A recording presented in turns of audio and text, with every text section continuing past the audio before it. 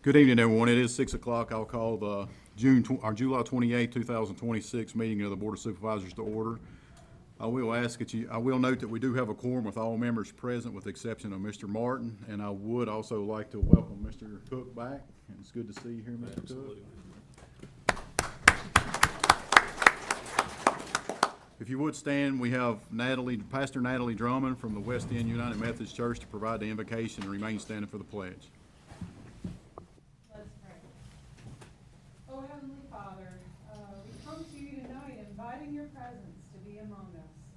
We ask, Lord, for your wisdom, for your discernment as the members of the council meet, Lord, as the people that they represent are here. And Father, we ask that your presence be here as words are spoken with truth, Lord, but also with dignity and love. Father, we ask that you would just be among us, that you would just make the love that Jesus showed, just let it be shared among all who are here today.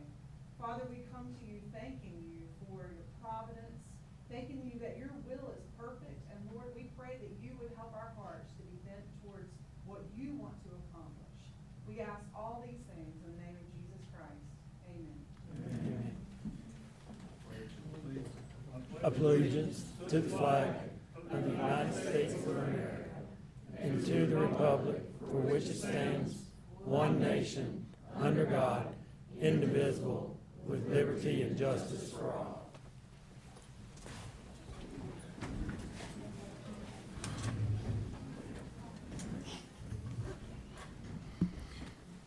All right, the first item on our agenda is to recognize some outstanding athletes for the county.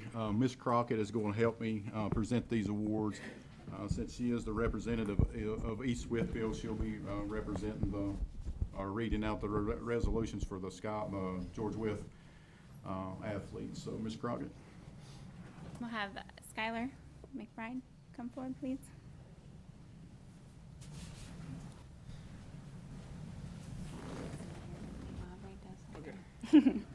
Whereas Skylar McBride, a student athlete of George Wythe High School, has proudly represented Wythe County in elite track and field competitions, and whereas through rigorous training and unwavering perseverance and unmatched focus, Skylar McBride overcame previous injury and adversity to establish himself as a top triple and long jumper in the region.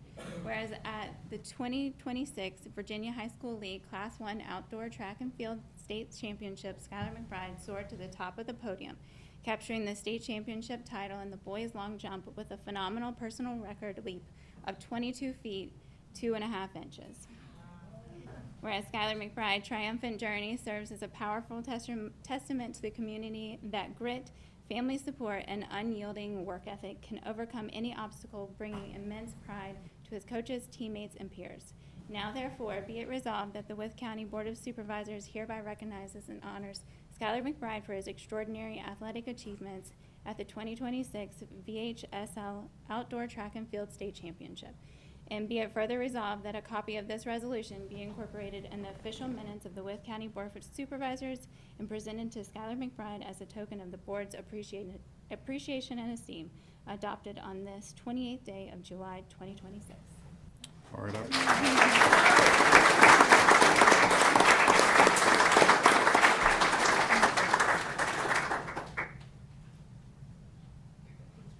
All right, I got a motion by Ms. Crockett. Do I have a second? Second. Second by Mr. Turry. All in favor signify by saying aye. Aye. Anybody opposed, same signs. Congratulations, Skylar. I'll have Emma Faulkner come up, please.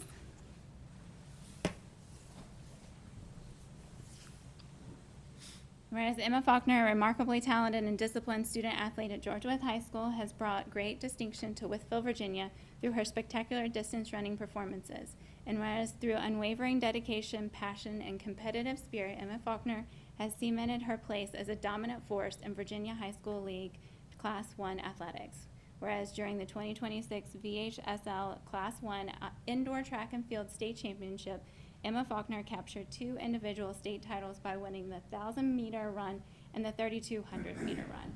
And whereas Emma Faulkner further solidified her championship legacy during the 2026 VHSL Class 1 outdoor track and field season, securing the individual state championship in the 3,200-meter run with a time of 11:33:02, while also leading her team as state runner-up finish in the 4x800-meter relay.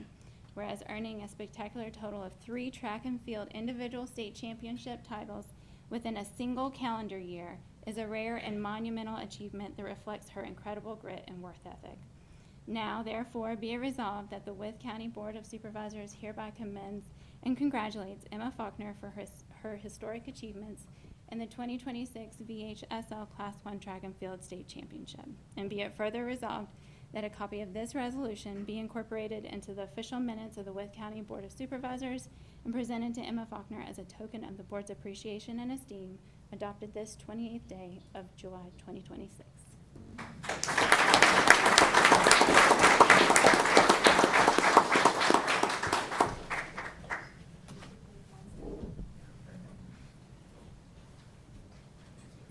All right, I have a motion by Ms. Crockett. Do I have a second? Second. Second by Mr. Morgan. Any questions or concerns? All in favor signify by saying aye. Aye. Anybody opposed? Same sign. Congratulations, Ms. Faulkner. And I do have to ask, I know that was 3 for this year. How many total is that for you? 6, that's what I was thinking. So you can tell there's a lot of athletic ability in the room, so congratulations and all. Yeah, she had cross-country in the fall on top of it, in additional to these. We decided to start combining them together to save on frames, so.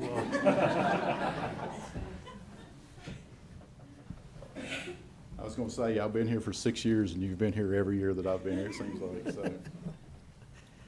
The next student athlete we want to honor is Trey Ward.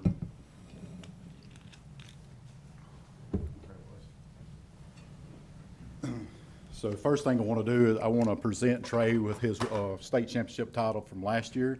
We did approve this last year, and we just failed to get it to Trey, so we just want to make sure she gets it.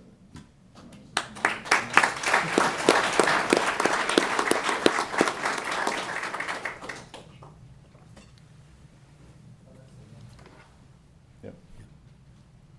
He's yeah, I didn't. I'm sorry. He's going to be standing up here for a while. All right. So Wythe County Resolution 2026-18 honoring Trey Ward of the Rural Retreat High School Track and Field Team. Whereas Trey Ward, a student athlete, Rural Retreat High School, has demonstrated exceptional speed, athleticism, and dedication to the sport of track and field. And whereas during the 2026 Virginia High School League Class 1 Indoor Track Championship, Trey Ward captured the individual state championship in both the 55-meter dash, setting the meet record at 6.6 seconds, and the 300-meter dash, 35.93 seconds. And whereas Trey Ward continued his dominant athletic trajectory into the 2026 Virginia High School League Class 1 outdoor track and field session, securing the individual state championship in the 200-meter dash.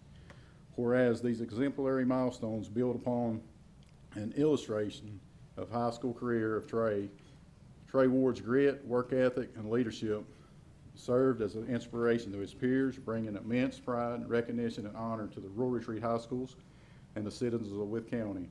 Therefore, be it resolved that the Wythe County Board of Supervisors hereby recognizes and honors Trey Ward on his extraordinary athletic achievements at the 2026 VHL Track and Field Championships, and be it further resolved that a copy of this resolution be incorporated in the official minutes of the Wythe County Board of Supervisors and presented to Trey as a token of the board's appreciation of his esteem.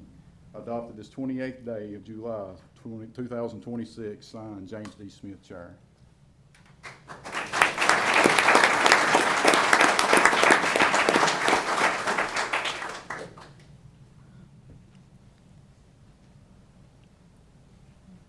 So he's gonna set that one down, and Trey, and your, oh yeah. I need a motion to approve. So moved. Motion by Mr. Terry, Second. second by Mr. Morgan. Any questions or concerns? All in favor signify by saying aye. Aye. Anybody opposed, same sign. Congratulations, Trey. So if I can have Brody Childers, Jake Rollinson, Chaz Penwright, and Trey Ward, if y'all want to come on. told you he's gonna be up here for me.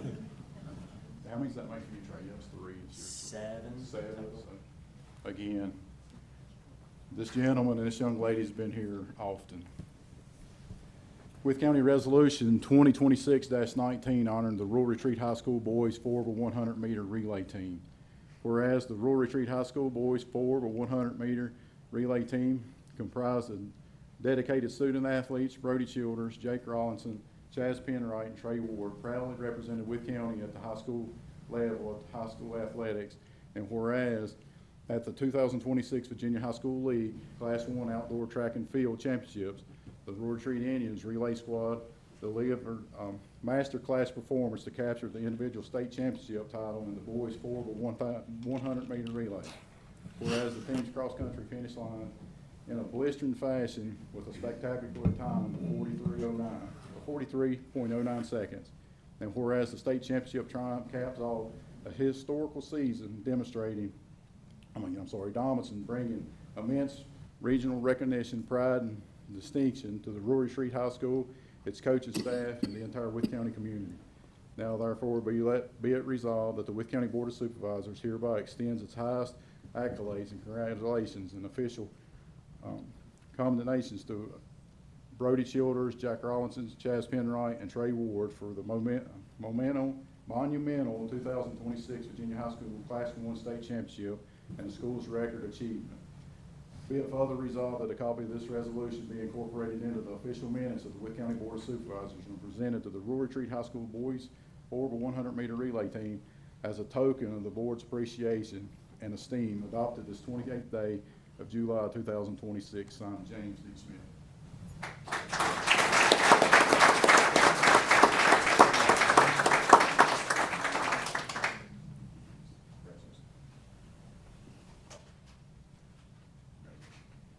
So moved.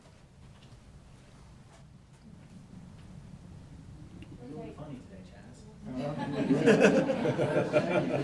Quite well, right? Thank y'all. I'll entertain a motion to approve. So moved. All right, thank you, sir. Got a motion with Mr. Cook. Do I have a second? Second. Second by Ms. Crockett. All in favor, signify by saying aye. Aye. Aye opposed, same side. Again, congratulations. This is just a testament of the student athletes that's in the county and the dedication, not only that they put in there, but their parents put in to allow them to do what they do. So we do appreciate that. And I apologize if I butchered anybody's name. I'm kind of out of my element speaking in front of a group like this, but so congratulations again.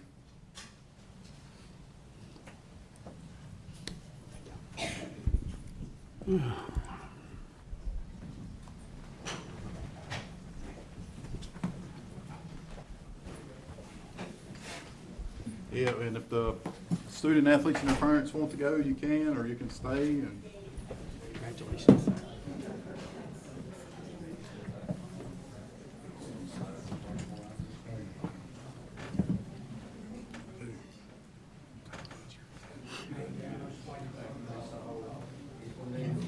I forgot to read the top one. I thought that was James Earl Ray up there reading that stuff.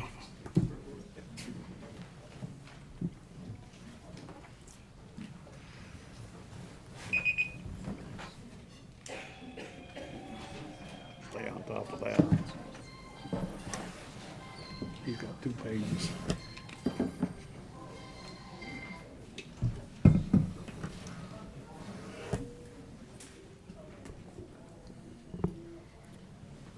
all right, the next item on our agenda is citizens' time. I will remind you that this is a time for you to speak on issues about Wythe County. I would ask that you be respectful for the speaker. If there's any conversations going on in the gallery, I ask that you take it outside. Please give the respect to the people at the podium. They only get 3 minutes, and we want to hear everything that they got to say. Ms. Crockett will be keeping time. We do have several people signed up to speak, so we will hold them pretty strict to the 3-minute rule. The first person we have is Ms. Brandy Klein.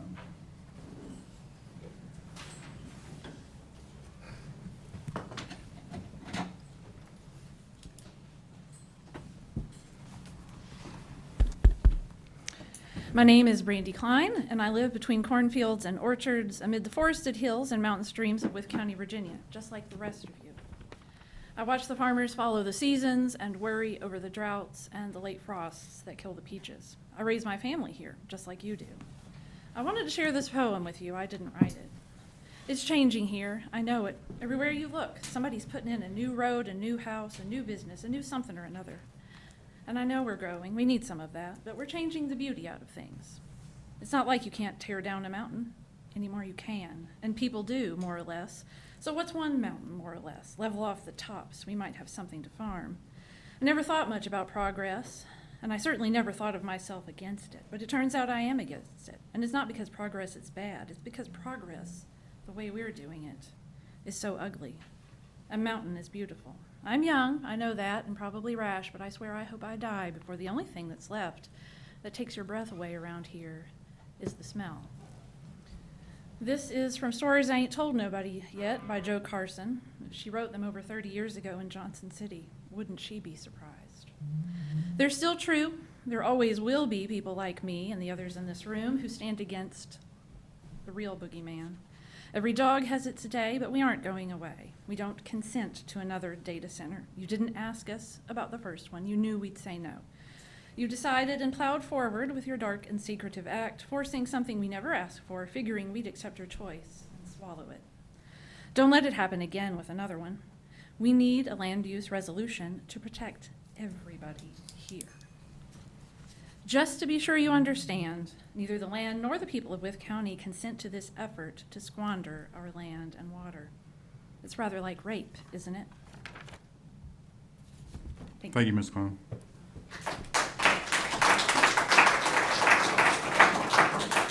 Next person we have signed up to speak is Miranda Edwards.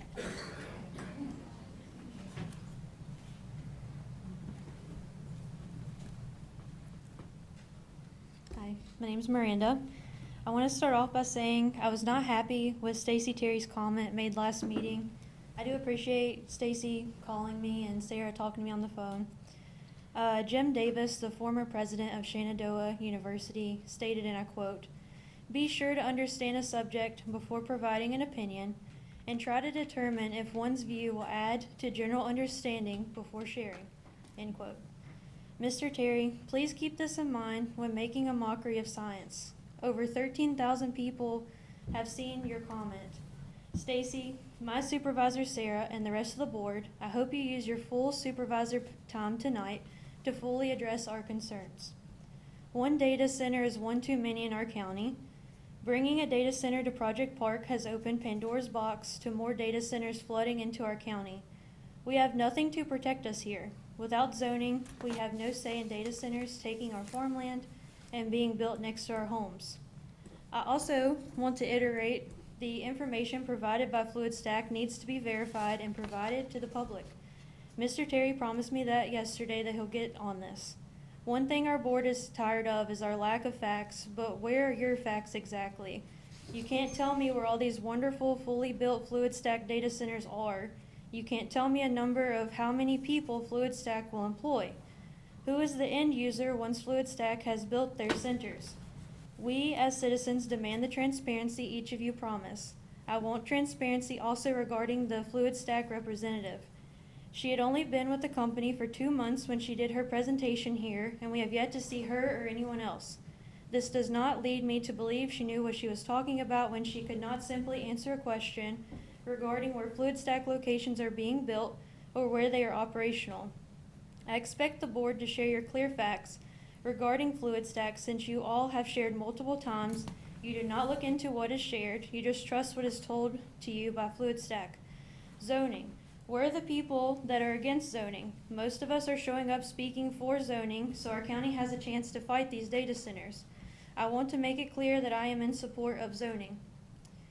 And lastly, June 30th, I quote the minutes that Supervisor Terry made a motion, seconded by Vice Chair Morgan, to authorize the county administrator to execute a letter of intent for potential lease with options to purchase a property in Progress Park. We want answers, transparency, and facts regarding this information from your minutes.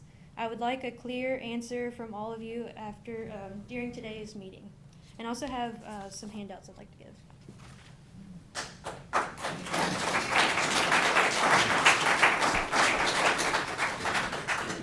Thank you, Ms. Edwards. Next person we have to speak is Dina Allen.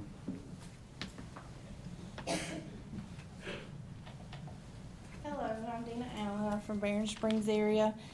I want to thank Jesse for talking to me on the phone the other day. I called and he took the call, was very nice with me and explained things.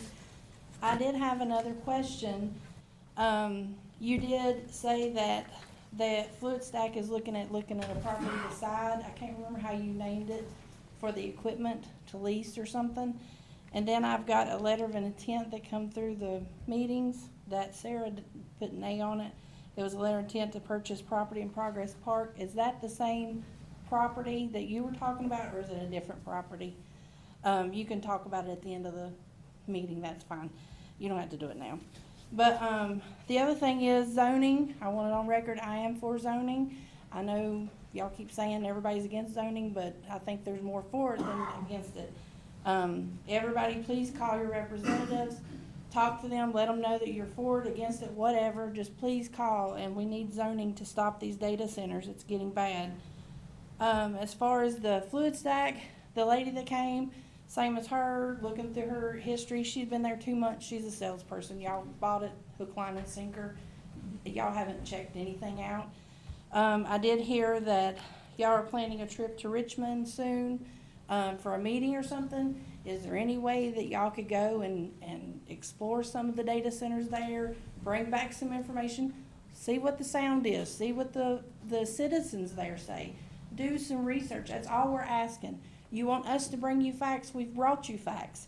Please do the research. Go to these data centers while you're there. Take your time and go visit these people. Talk to the citizens.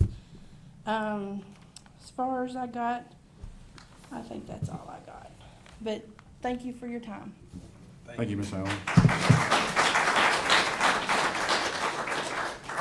Next person we have signed up is Joe Upcabbage.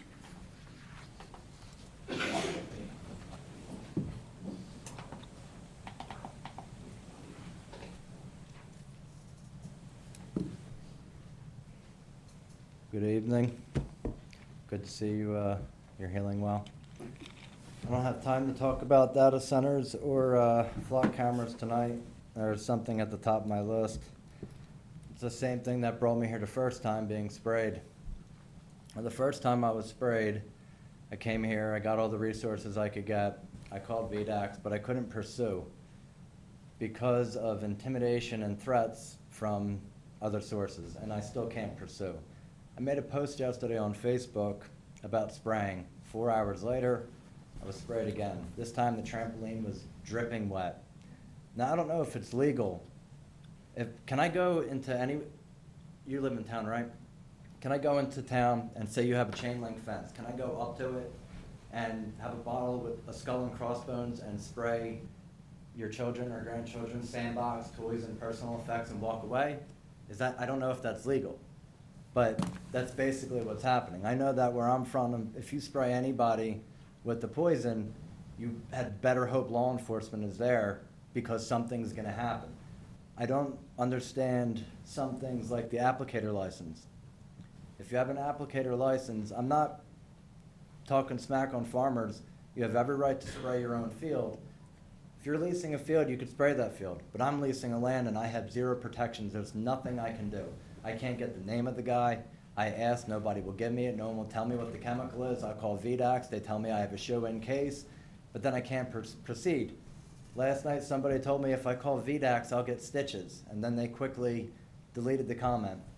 I've been, it's been going on nonstop, and there's no protections. And I know we got Dylan's rule, and I don't even understand that. And here's my analogy. I'll use marijuana.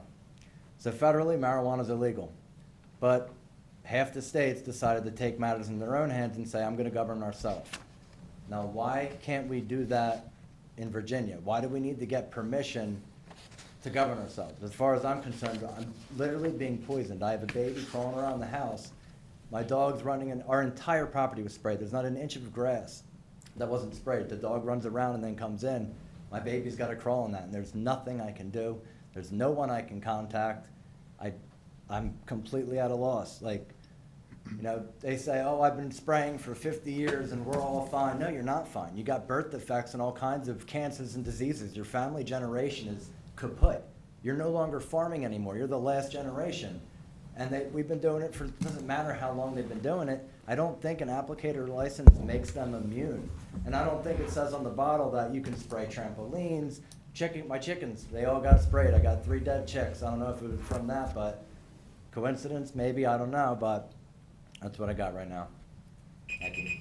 Hey, Joe, before you sit down, is that aerial spraying, or Is it what? are they spraying from the aerial No, spraying? this is a private, it's someone's leasing the land, it's a tractor. I'll get with you after the meeting. Okay, thank you. Thank you, Mr. Upcott.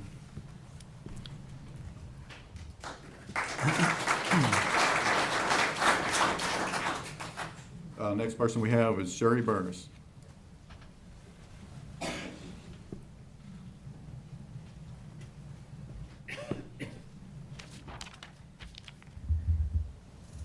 Thank you. Glad to see you back, Mr. Cook. Again, Sherry Burris. I was hoping to see the Board of Supervisors last month as I held personally an AI Data Center forum at Wythe Community Center. I actually invited all of you by letter. I did not see any of you. It would be great to have you all come and learn from the panel of experts there. I also would like to see all of you Board of Supervisors engage with your public when we had our first annual Wythe Fest, Earth Fest a couple weeks ago, but I didn't see any of you there. You may have been there, but I didn't see you. At Wytheville's first annual Earth Fest a few weeks ago, I conducted a community feedback poll. Whereas those willing to participate, I surveyed and asked the following. Rating 1 through 4, 1 being the most important to you, place the number in the column when it comes to AI data centers. The categories were as followed.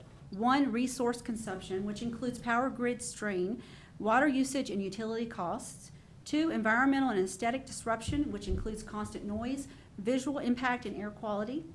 3 is economic and property values, which includes your property depreciation, zoning changes, and low permanent jobs. And 4 is data center transparency, includes NDA, secrecy, and closed-door projects. The final priority ranking of these 4 categories from highest concern to the lowest is as follows.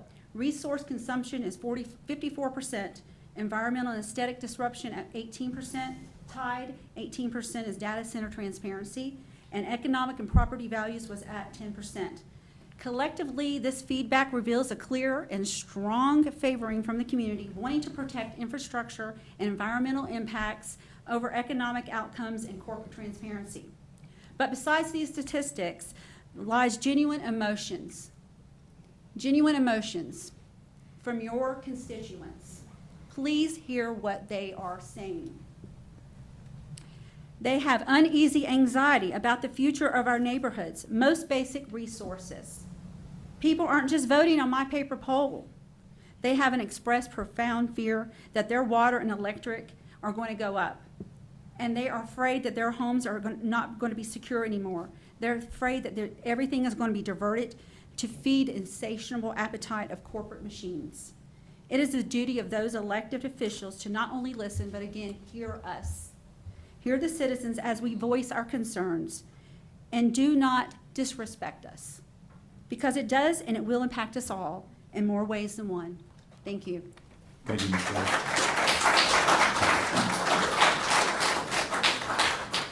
Thank you, Ms. Burris. Next person we have is Miranda Sharretts. Snitz, oh, okay, I'm sorry. My apologies.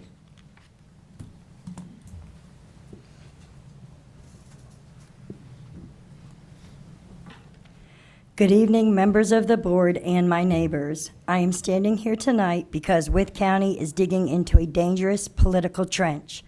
We are dividing ourselves into us versus them, turning land use into a battle of red versus blue, and letting anger over past decisions paralyze our future. But while we are busy fighting each other, outside multi-billion-dollar tech corporations are looking at our county as a massive open vulnerability.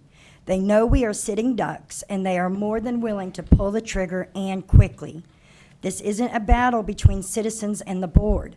The real threat is a massive loophole in Virginia state law.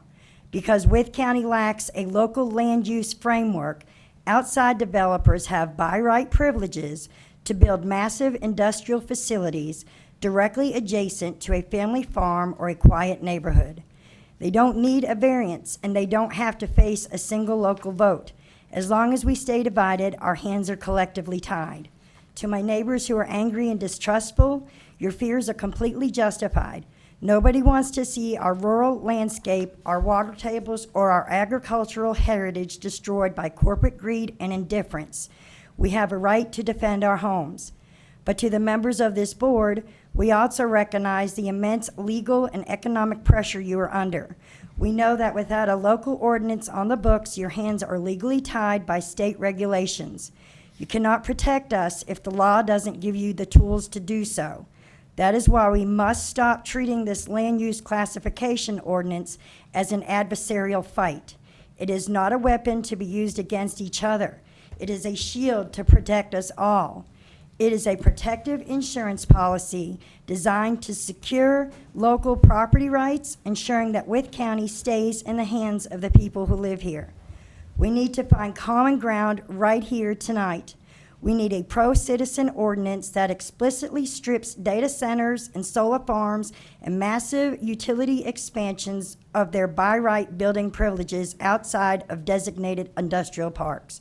We must work together to ensure that any outside tech giant wanting to build a facility or run high-voltage infrastructure is forced into a rigorous special use permit process with mandatory public hearings. If outside interests want to alter the landscape of our county, they should have to look every single one of us in the eye, supervisors and citizens alike, and ask for permission first. Let's give our supervisors the legal teeth they need to stand up for us, and let's give our citizens the transparency they deserve. Let's stop digging into our trenches. Let's stop the back and forth blame, and let's start passing the laws that protect our community. When we stand together as one Wythe County, the developers lose their leverage. Thank you.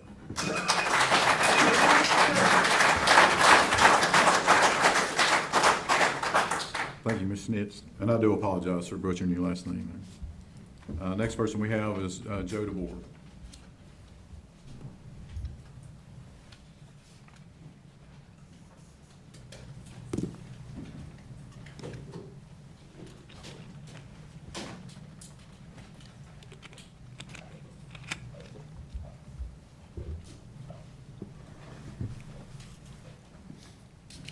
My name is Joe DeBoard, and I live at 158 Widener Way, Rural Retreat, Virginia.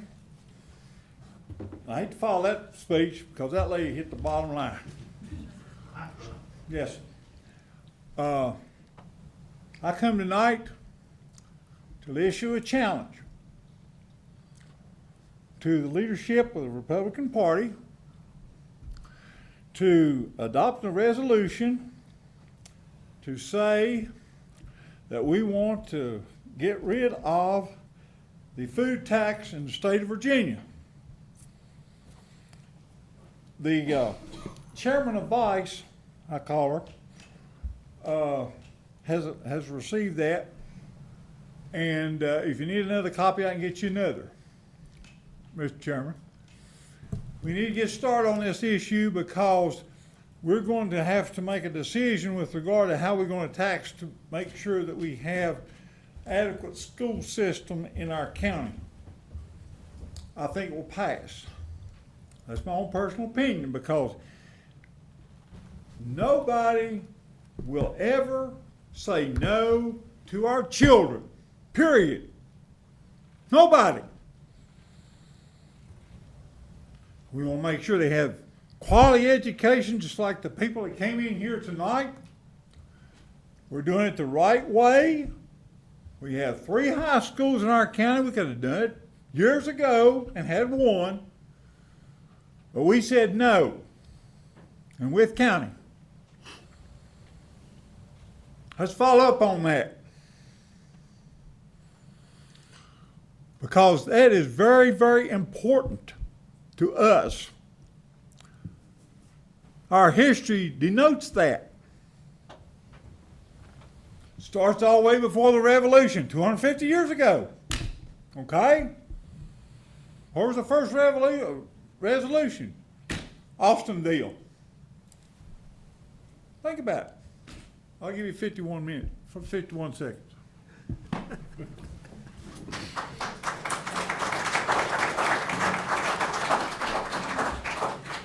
Thank you, Mr. Ward. Next person we have to speak is Susan Branscombe. Good evening. A land use ordinance is not about stopping growth. It's about guiding growth responsibly. It's one of the most important tools a community has to prevent incompatible development, protect property values, safeguard public health and safety, preserve natural resources, and ensure infrastructure keeps up with the decisions being made today. Some may dismiss these concerns as not in my backyard, but I can tell you I lived it. The Board of Supervisors approved a 900-acre solar farm in mine and my neighbor's backyard. Since then, we've experienced noise, flooding, erosion, loss of habitat, construction disruption, lights shining in our homes, and impacts to our farmland and crops. When habitat is displaced, wildlife doesn't disappear, it moves. When land is permanently altered, the surrounding community bears the consequences. It happened to us, it can happen to anybody. Now we're looking at another major proposed 1,000-acre data center development on the eastern end of the county. Without a strong land use ordinance, large industrial projects can be placed where they don't belong, near homes, farms, water resources, and communities that are not prepared to absorb the impacts. A land use ordinance gives citizens a voice. It keeps loud, polluting, or high-impact industries away from quiet residential or agricultural areas. It allows the county to plan roads, water, sewer, emergency services, energy needs, and environmental protections before a project is approved, not after the damage is done. Wythe County lost approximately 15,675 acres of farmland. That's an area roughly the size of Manhattan in 5 years. That's 107 farms and a 13% decrease. That represented tens of millions of natural rainwater absorption and filtration, which increases our flooding risk and increases carbon in the air. There were 488,000 acres of land lost in Virginia in the last 5 years. That equated to 381,800 jobs and an $82.3 billion economic impact to Virginia alone. Farmland is not vacant land. It's working land. It produces food, absorbs rainfall, filters water, stores carbon in the soil, supports wildlife habitats, and sustains families and local economies. Farmland loss is a serious concern. Once farmland is converted to large commercial use, it comes back. It does not come back. When the land's gone, it's gone. Y'all remember COVID? Y'all remember the empty shells? Less farmland means less food production, less water absorption, greater flooding risk, and increased vulnerability. With a growing population, the land use planning helps ensure the development does not come at the expense of our farms, our water, our food security, and our rural way of life. Water should be one of Wythe County's highest priorities because the New River has already dropped 2.89 feet, 1,530 cubic feet per second, which is a 30% reduction. Data centers can consume up to 5 million gallons of water per day. That's a town of 10 to 50,000. Wythe County has 28,000 residents. This matters where family farms, livestock, wildlife, and future generations all depend on reliable water.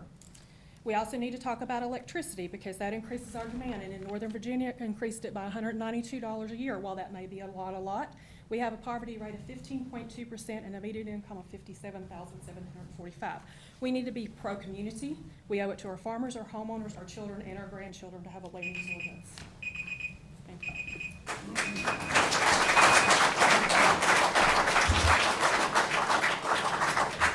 Thank you, Ms. Branscombe. Next person we have is Robert Walton.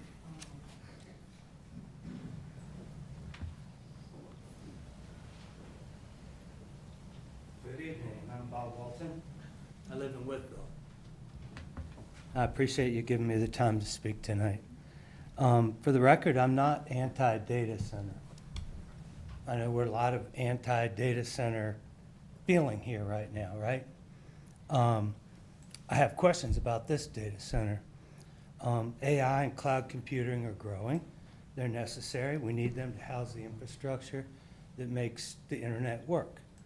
But as we consider projects like this, I think it's really important that we rely on facts, we rely on science and expert advice so that they can be planned properly to minimize effects on the public and on the public purse. I'm a recently retired technology professional. I have 30 years experience. The last 5 years I spent moving the data center, a state agency's large-scale data system to a remote data center. So I understand how the facilities work. I understand how cloud-based environments work. And I understand how important they are to our economy. What I want to address tonight is the profound lack of professionalism and courtesy that this board has shown by cutting backroom deals with zero community involvement. When you serve in public office, you work for us, we expect hard facts and independent expertise, not corporate PowerPoint pitches. It's being touted that these projects will add 250 operational jobs. How many will actually go to local residents? And what training are we providing local residents to do those jobs? Perhaps the worst issue here is the question of trust. You've lost trust that you once had by developing this under an NDA. How can we be expected to trust you with all the revenues you're talking about are coming from the data centers? How are we expected to trust you with the additional sales tax increase that you've put up for the vote? It's a lot of new revenue. We deserve clear, traceable plan for all incoming funds. Because you've broken our trust, we need 3 safeguards. First, countywide zoning. We need to adopt permanent countywide zoning to ensure future projects cannot bypass public oversight. Second, expose the true energy costs. I've heard a lot about the project using the closed loop system, right? Closed loop systems are great, they're new, they use a lot less water. You still have the physics of the heat having to be transferred from the water somewhere. So how does that happen in a closed loop system? You use additional power. So we add to the strain on the power grid for the area. The third thing we need is a non-disclosure agreement ban for all public officials, elected and regular employees. That's all I have to say. Thank you for your time.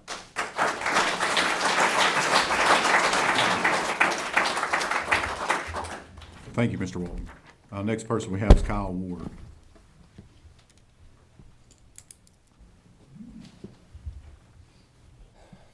The United States already has over 4,500 data centers. Virginia alone has over 700. The next country in the whole world only has 550. I feel like I can safely say that the majority of citizens in Wythe County do not support any form of data center or AI infrastructure being brought into our county.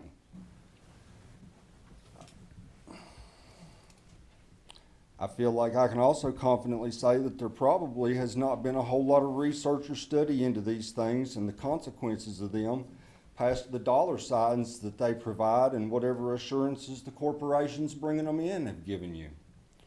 There's a reason all of these things have happened behind closed doors, and it's not okay. Just the power and water drains, the high and low frequency noise pollution from these data centers are not something any of us want, no matter how much revenue they generate. They are a drain on the world and only support the billionaires and corporations. I challenge you to put data centers and AI to a county-wide vote and find out how we actually feel about these things rather than just forcing them down our throats the way that you have. It's not right, and I truly hope you find shame in the actions that you have taken that are obviously against the wishes of the people you have been chosen to represent. Just by the words spoken tonight, I think it's fairly obvious. We do not want more data, we do not want AI, and we definitely do not want to sacrifice any land in this county to support them whatsoever. I hope you take heed to what you have heard tonight, and I would like to see much more transparency on these issues and to let the residents you represent know what you're bringing into our county before it happens, not after. You are elected to represent the people and not bring these things into our county against our wishes.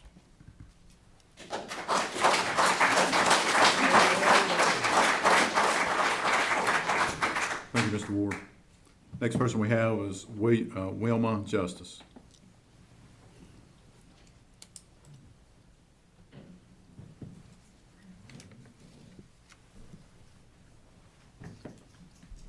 Well, first off, I'm totally against zoning. And I'm older than most people in here. And I remember back in the 80s, it came up and it was a big deal then. But I believe, actually, when it came down to it, when I heard about the zoning, I thought, well, you know, they're trying to push the data center just to get the zoning through. And I don't believe it's a time to even talk about the land use zoning, but I think there's other ways you can accomplish things. One thing is, Loudoun County has a $4.15 tax per 100 of assessed value on their computer equipment in their data centers. And a lot of localities in Virginia have dropped as low as like 24 cents on $100 worth. If Wythe County is going to go through with it or whatever, why don't we just go the route, tell them $5 on 100, $10? Why should Loudoun County people up there that's got money do a lot, pay more than people here? Well, you know, the data center there is what I'm saying. There's ways you can do it. Wythe County has right now, from what I understand, a 2-cent tax, 2 pennies on every cigarette somebody smokes. That is something that is, you know, a sin tax, they've got it on. And if you can do taxes on stuff like that, and I hate smoking, believe me, but yet if you're gonna penny a man to death or a woman that smokes higher than usual, why not go ahead and tax the data centers more? And, you know, there's a lot to think about. 20 years from now, I know there's the thing about the 72 million for schools. If you tax the data centers enough, you don't have to do that 1% tax additional. You can get it from that. And then another thing to consider is 20 years ago, we didn't even know, most of us hadn't heard of data center. Technology is advancing so fast. What do we know that's going to happen 5, 10, 20 years down the road? You know, and that's just the way I feel about it. You ought to really think about those things. Tax the data centers. Let them pay the money, not us. Because you gave away land to the data center, 90-some acres. You've got the little man that's a barber in town, the people that's got restaurants that have to pay all their business taxes and everything. They don't get free land, free handouts, but you do to people that don't need it. Help the people in Wythe County. Thank you.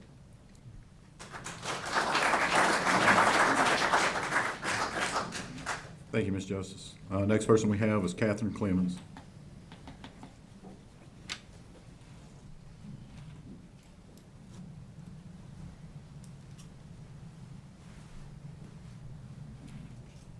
Hello, good evening.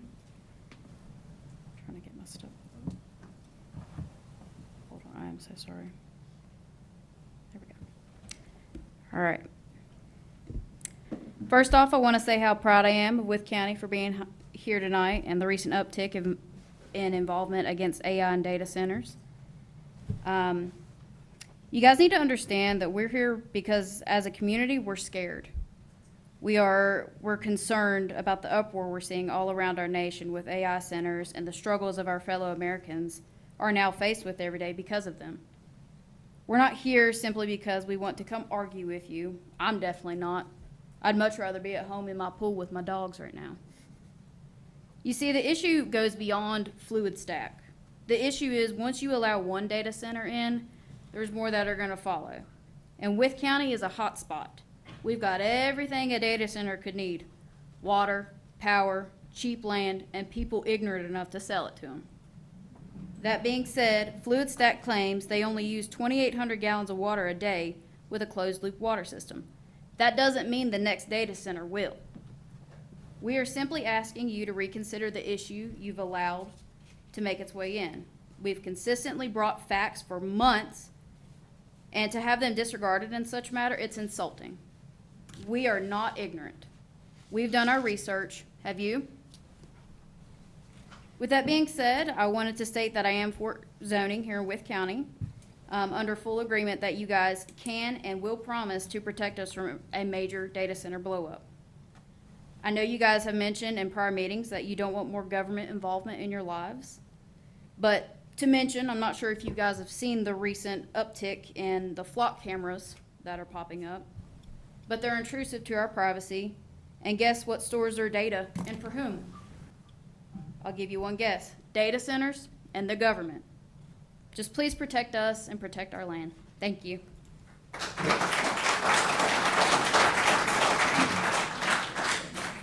Thank you, Ms. Clemens. Next person we have is Ms. Donna Nitster.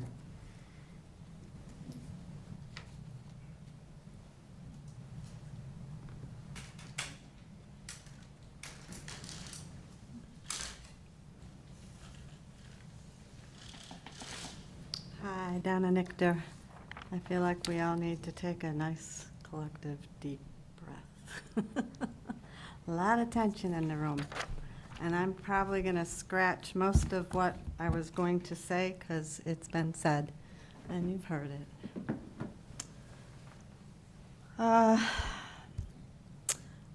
I personally only have a glimpse of what should be included in the land use specifics. It's not my area of expertise. I want it to limit any more data centers, but I'd like to be assured that you all are considering all the ins and outs that other counties are including, as it seems that it can get quite specific. Some have stated that you didn't know anything beyond what was presented to you initially about Solus Arc's plans. And Solus Arcs isn't my concern as much as TAC and the next one and the next one. If you don't know, we certainly don't know. We have learned that industry glossies and trainings don't always ring true down the line. This, on top of the closed-door meetings and code names, have created an atmosphere of mistrust and speculation. Folks only have what they are learning from other communities, some of which are having quite a horrific effect on the environment and quality of lives. All this has created, as you have heard, confusion, anger, and fear in many people. We're all just trying to learn and do the best for Wythe County and beyond. And I say beyond because borders are man-made. I appreciate the availability of board members to meet with residents, the community meetings held, and the FAQs on the website to help answer questions and provide clarity. I'm still not sure how many people in the community even know about data centers or land use proposals. And I think of everything that I thought I wanted to say tonight, I want to drive that home. Like, how do we get more people to know?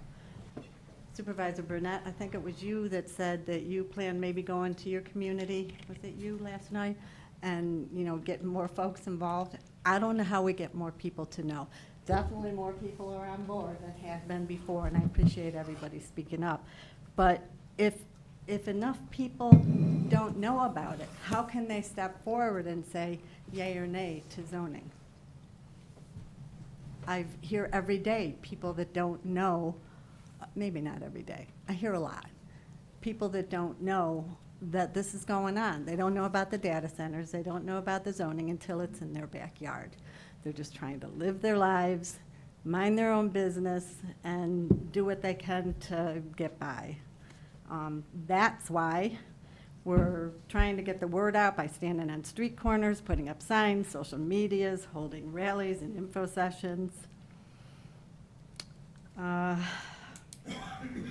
do appreciate the recorded conversation between Cindy Mack and Chair Jamie Smith regarding data centers. It did clarify some points, however, it did bring up more concerns for me, and I'll visit that another time. I guess so. So yeah, my main question is, how do we get the word out? Do y'all have lists of your constituents? I know you invite us to come to the meetings and have more engagement. How do we make that happen so that we can all work together?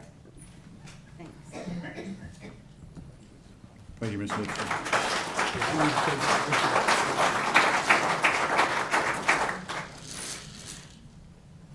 Thank you, Ms. Nitzer. Next person we have is Sarah Bates.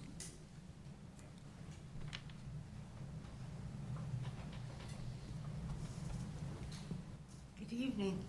Got to admit, I'm getting a little more comfortable with trying to come to speak to y'all than I did the first time.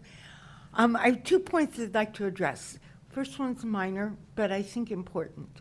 There was a comment made by one of you recently that you were bothered that some of us have needed to leave early before the meeting was over. I want to explain on a personal level. I've had brain surgery, 4 spinal surgeries, multiple sclerosis, Ehlers-Danlos syndrome, which is a condition that leaves me with a quarter of normal physical strength, both in my body and in my endurance. If I get up and leave early, it's because I've made a real effort to be here, wanting to have a dialogue with you. And I've reached my limit for the night. So I apologize if it bothers you.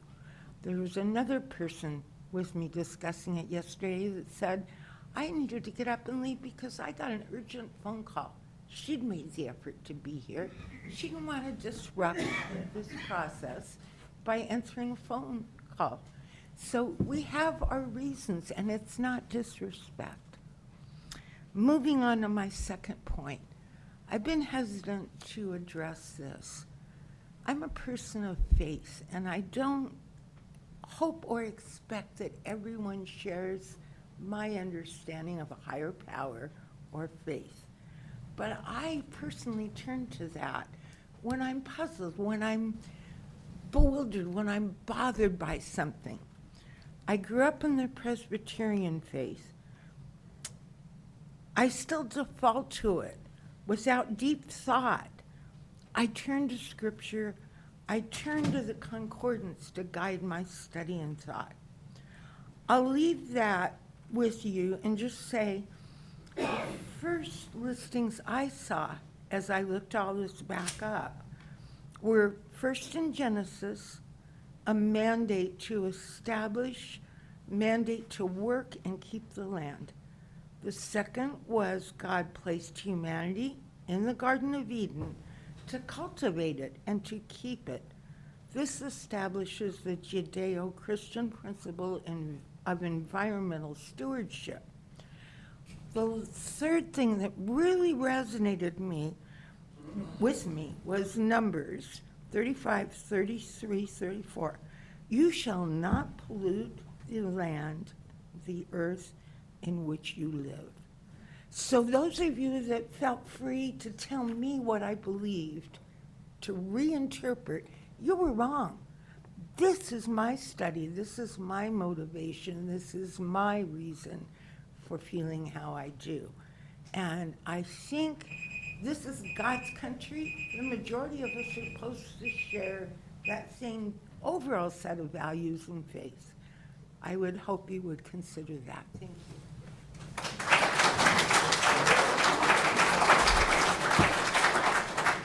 Thank you, Ms. Bates.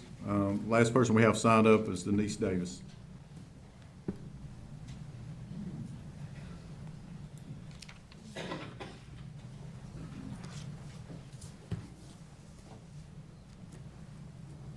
Thank you, Mr. Smith. You said Denise, not Dennis. And I really do appreciate the opportunity to speak to you all tonight.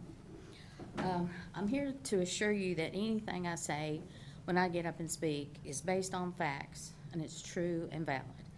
I do my research to provide the facts on the topic that I'm speaking, whether it's school funding or public education or data centers. It wouldn't behoove any of us for me to just come up here and roll stuff off my head. If you ever disagree with what I say or doubt what I say, then please ask me. And if I say something that's wrong and you know that it's wrong, tell me that too. I don't mind being corrected. But I do take umbrage to Mr. Terry inferring that speakers in the past, up until the last meeting, have not been providing facts, because we do our homework and provide the source of the statements that we say while we're up here making our statements. So again, I want to reiterate that anything I say is true and valid. Secondly, I do support zoning, and I implore the board to bring the zoning ordinance to a vote soon, so that more private property isn't bought and sold for a data center, which you don't have any control over. Mr. Smith, I listened to the grit and gumption interview you had, and thank you for doing that with her. It did answer a lot of questions. But during the interview, you stated that an NDA was not signed but that Solus Arcs had asked that you all not provide information. So if that's true, the only question I have is why you felt, or anyone on the board at that time felt you were needed to provide more loyalty to Solus Arcs than the citizens of Wythe County. And Mr. Terry, you asked where we were all when the glove factory was coming through, and I believe that was in 2020, 21. And if I'm wrong, tell me. But at that time, we weren't in a severe drought. The whole state was not in a severe drought as we are now. Again, thank you for the opportunity to speak.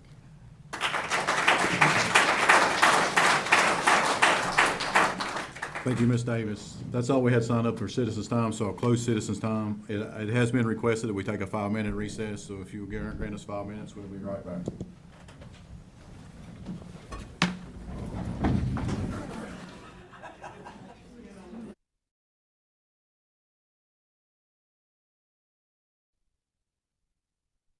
I didn't mean to put my glass down so hard. All right. So we'll move on to the next item on the agenda. It's payment of invoices. All members have received the invoice, the packet of invoices. Is there any invoice that you have questions about or you'd like to pull out?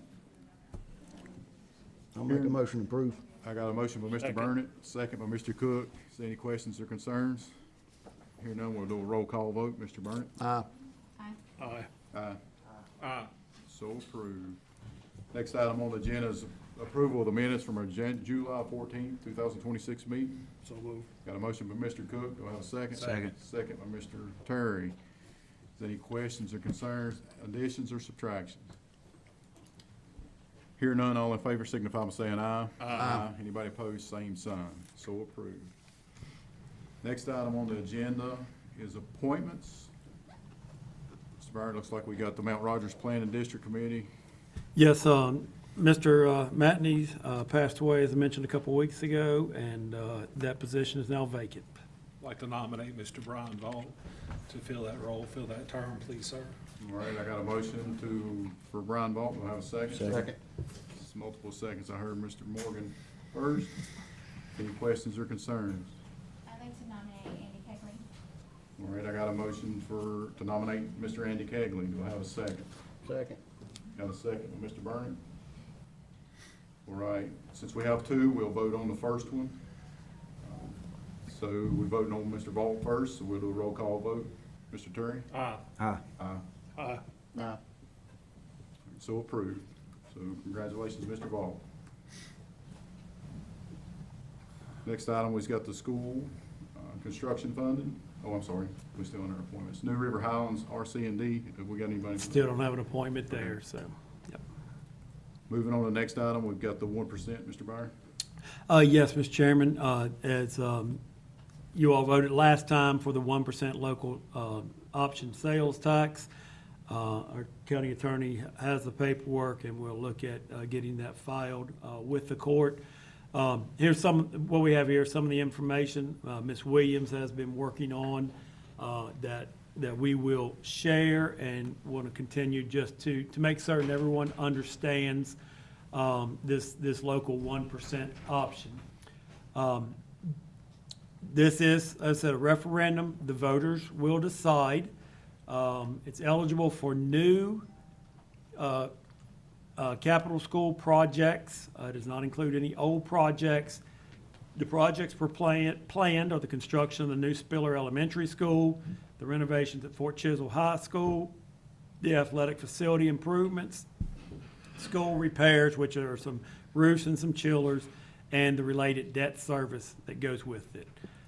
Those projects are estimated at, total estimate for those projects is over $70 million. And by the ordinance, the tax must end no later than June, or by the resolution, the tax must end no later than June 30th, 2046. Taxable purchases, as things are purchased, and obviously there are items. Food was mentioned earlier. Food is not subject to this.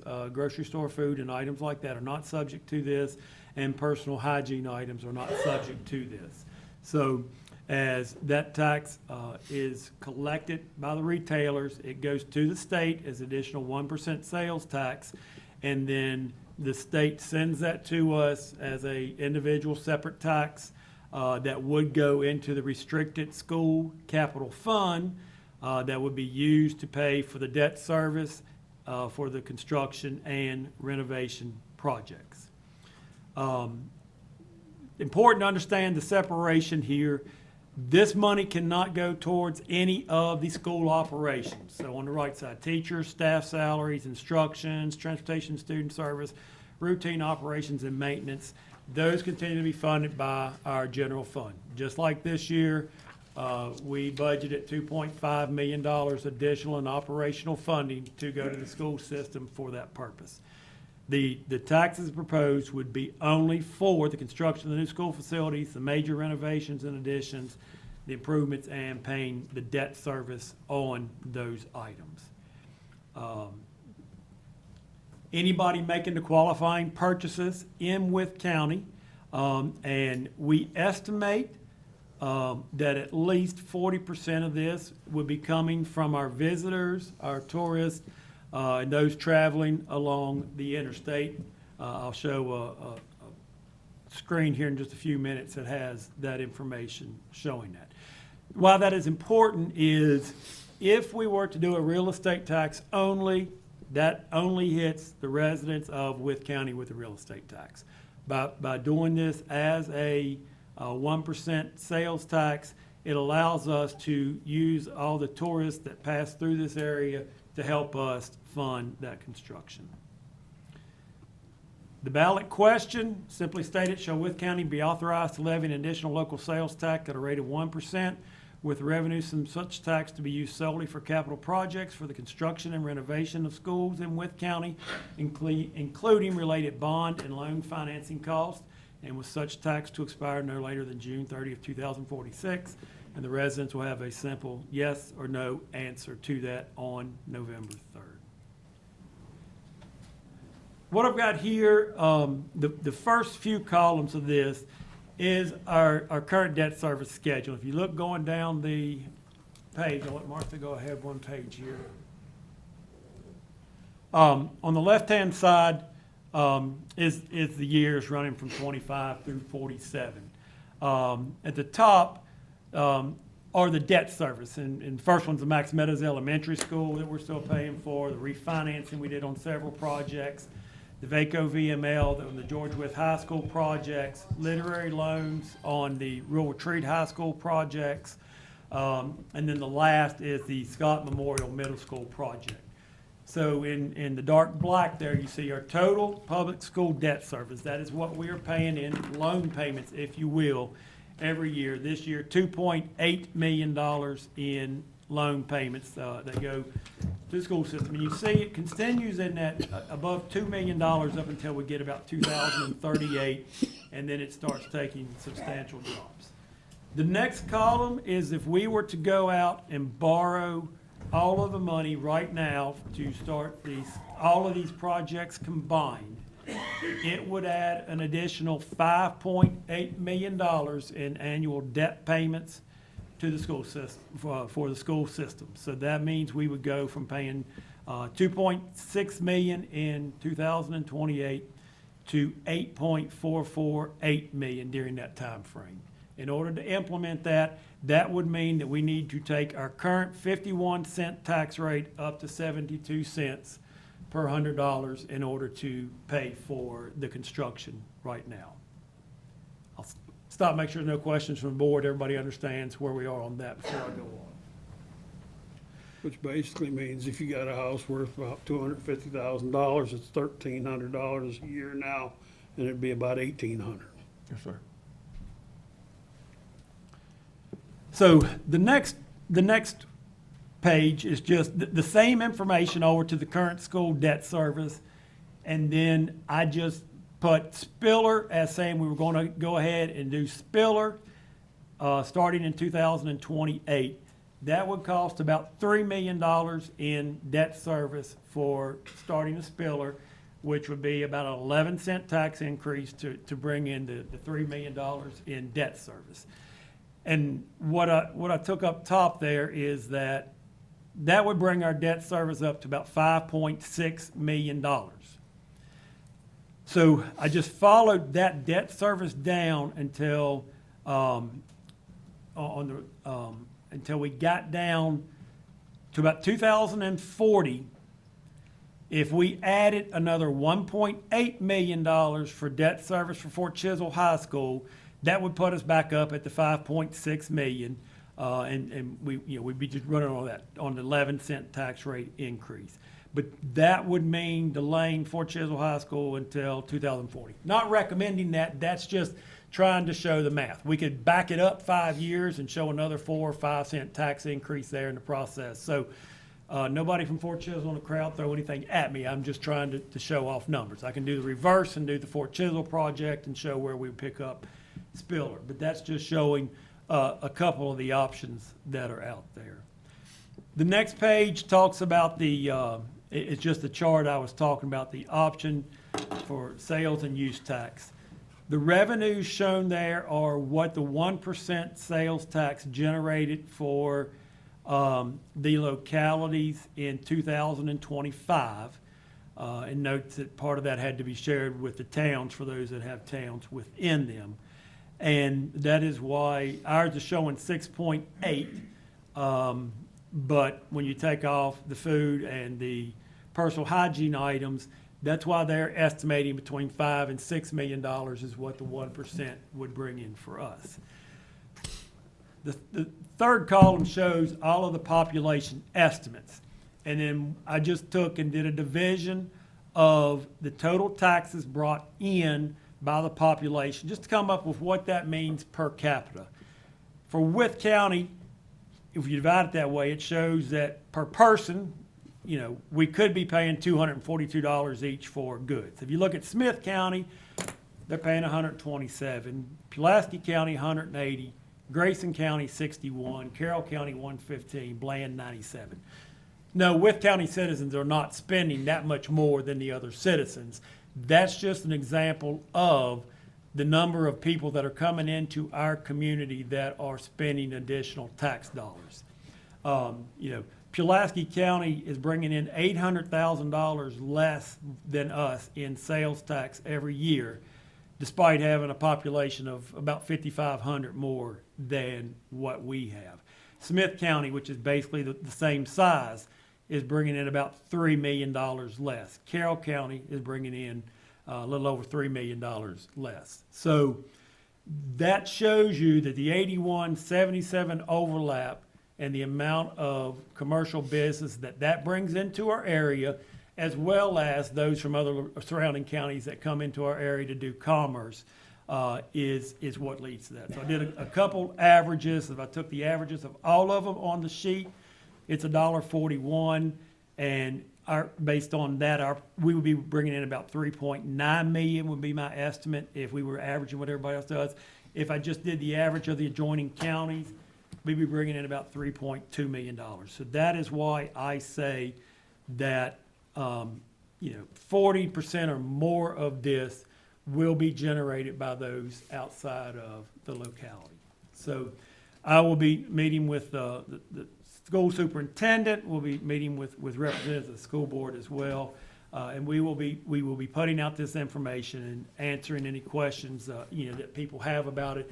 But just want to share that information with the board, with the public, and unless there's any objections to the flyer and stuff that Allison's put together, we will start sharing that immediately. All right, thank you, Mr. Mayor. Just for clarification, the resolution that we passed at our last board meeting was not to raise the taxes, it was to put the referendum, to present it to the judge to be able to put on the ballot for the citizens of the county to approve. It will take the citizens approving it on November 3rd, yes, sir. And then I'm sure everybody in the audience cringed when you started talking about the tax rate going up to 72. That was just that's example. Purely an example of the process. We're not looking to go that route.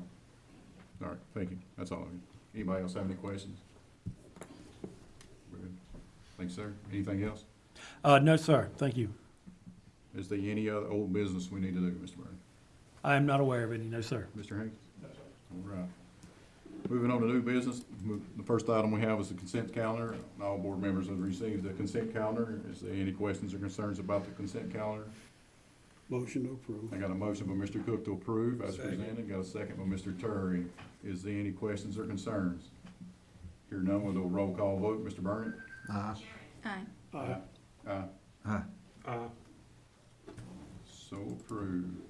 Next item is the Wythe Plan Foundation Grant Application Resolution. Mr. Burnett? Go ahead. I'll take that one, Mr. Chairman. So every year, we ask you to give us authorization to apply to the Wythe Land Foundation for specific program funds. One of the new state laws requires us to have automated external defibrillators, AEDs, at all of our athletic facilities and athletic events. So we think it would be a good opportunity for us to apply to the Wythe Land Foundation to supply an adequate number of AEDs to meet that new mandate. It's not a mandate that we have to meet this year, but we will have to budget for county funds in following year if this grant fund isn't awarded. So we'd like to apply for these funds with your permission. All right, thank you, sir. I will entertain a motion to approve as presented. So moved. Got a motion by Mr. Terry. I'll have a second. Second. Second by Mr. Morgan. Any questions or concerns about this resolution? All right, hear none, we'll do a roll call vote. Mr. Terry? Aye. Aye. Aye. Aye. Aye. So approved. Next item we have is the Progress Park Covenants, Lot 35, Plan Review. Mr. Hankins? Thank you, Mr. Chair, members of the board. Staff has received a site plan submission from the contractors who are working for Fluid Stack. The initial submission is 71 plan sheets. It's a large plan set. And this is different from what I had in the memo that went out in your packet. I had intended to present, but we do have representatives of the company who are here and able to present tonight, so they'll be able to present on their own behalf.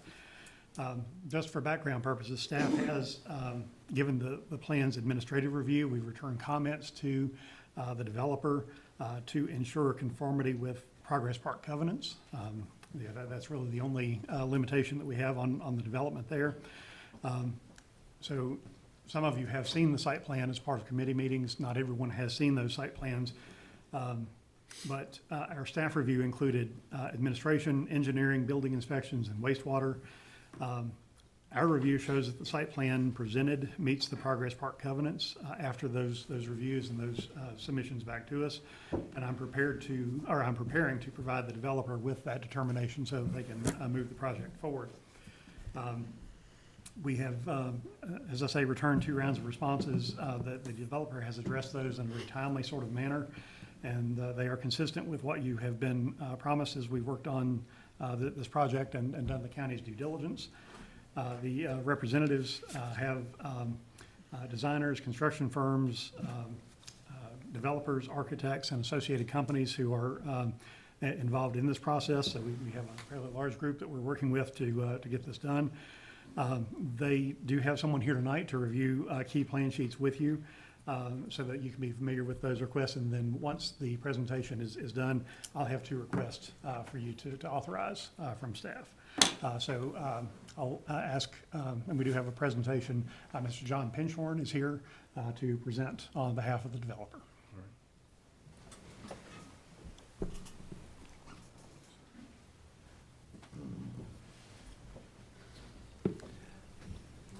Good evening, Mr. Chair, Mr. Vice Chair, members of the board.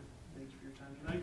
My name is John Penshorn. My background is civil engineering. I serve as the project manager for Stantec, assisting Fluid Stack with this project.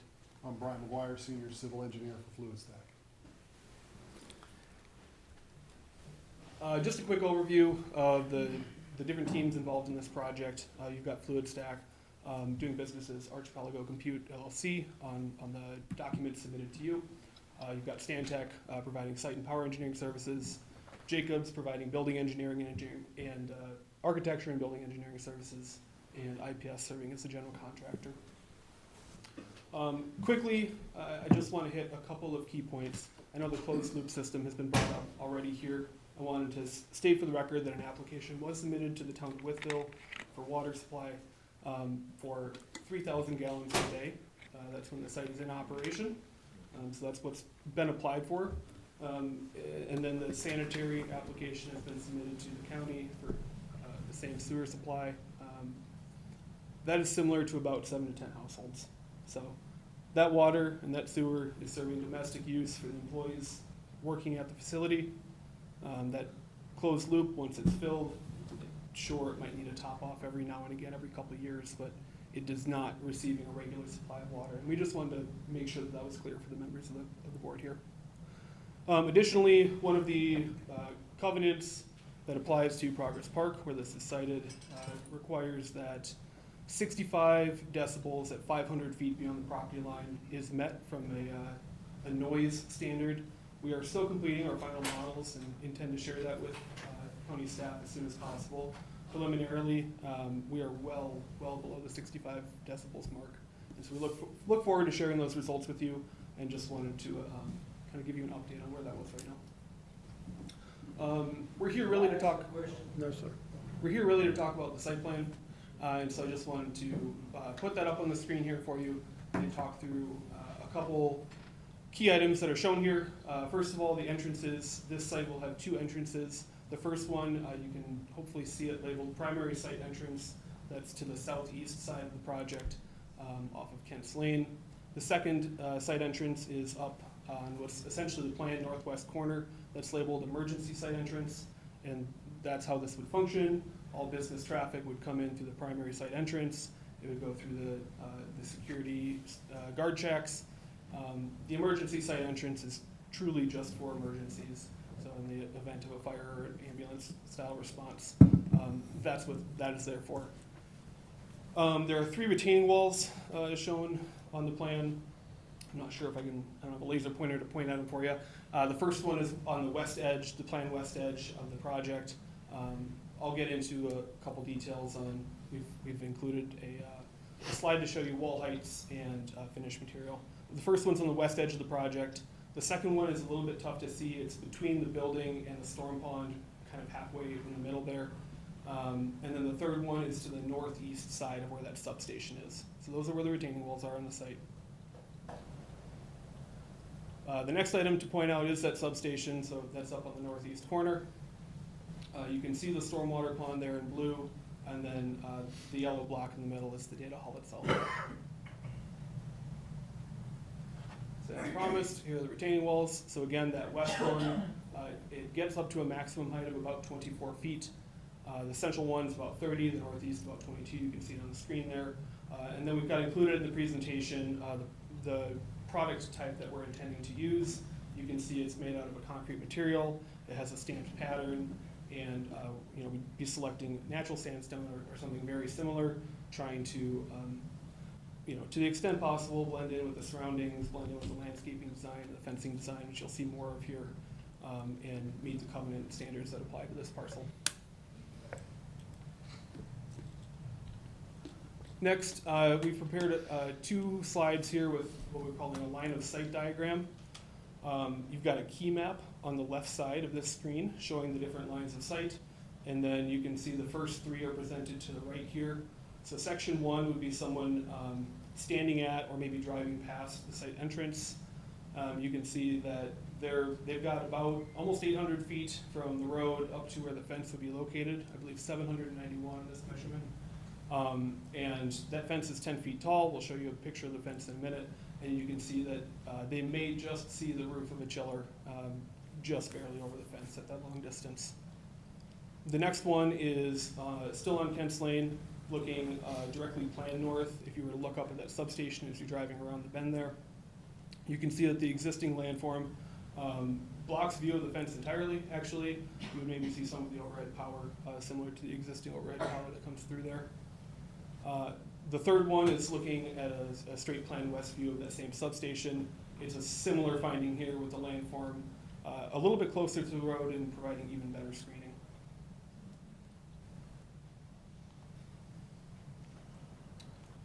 View 4, looking straight plan south at that substation. You can see here now we're looking over that ditch or creek that comes through there. One important point to note that applies to 4, 5, and 6 is all of that existing vegetation that's still out there today is going to remain in that creek area. We have no intention of doing work in that area. It's very steep, it's very wet. Everyone is best served by leaving that alone.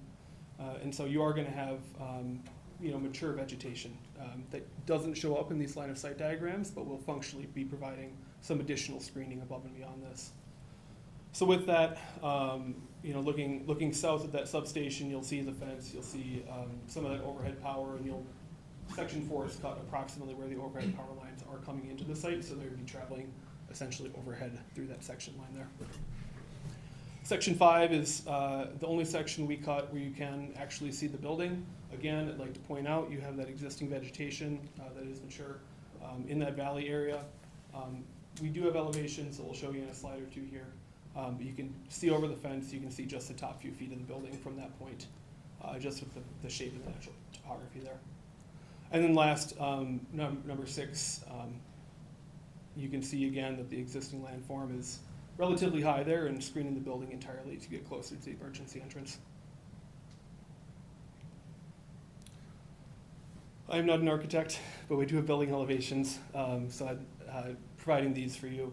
The first one is an elevation of the north and then the south side, so this would be the long side of the data hall.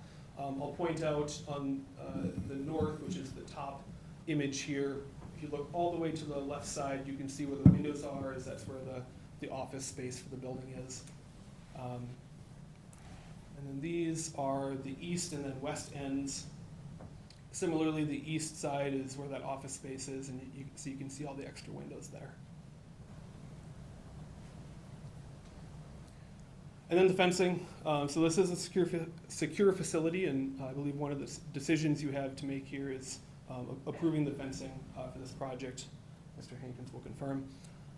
The red line in the key diagram to the left is where that fencing is proposed, if you can see that. And then we have 3 different types of fencing that are proposed for this site. You can see that they all look very similar. They just are actually 3 types of fencing from the same manufacturer. You have a standard security fence, which will be used at most places on the perimeter. You have one that's crash rated, which will be used at the points where vehicles can access the site. And then you have one that's got slats for privacy that'll be used to screen the substation equipment so that is not visible to the public. And that's what we have prepared for you tonight. Thank you. Does anyone have any questions? I don't have any questions. I do have a comment. Well, I do actually have one question, I'm sorry. Would you be able to clarify what 65 decibels is? Just roughly. Yeah, I would prefer to submit that in writing if that's okay. Okay. Yeah, could you get that to us as quick as possible so Yep, we can share it with absolutely. the citizens? And 65, to be clear, is what's in the covenant as the standard. The preliminary plan or the preliminary response they've given us indicates that it would be lower, more in the range of 50 to 52 decibels at 500 feet.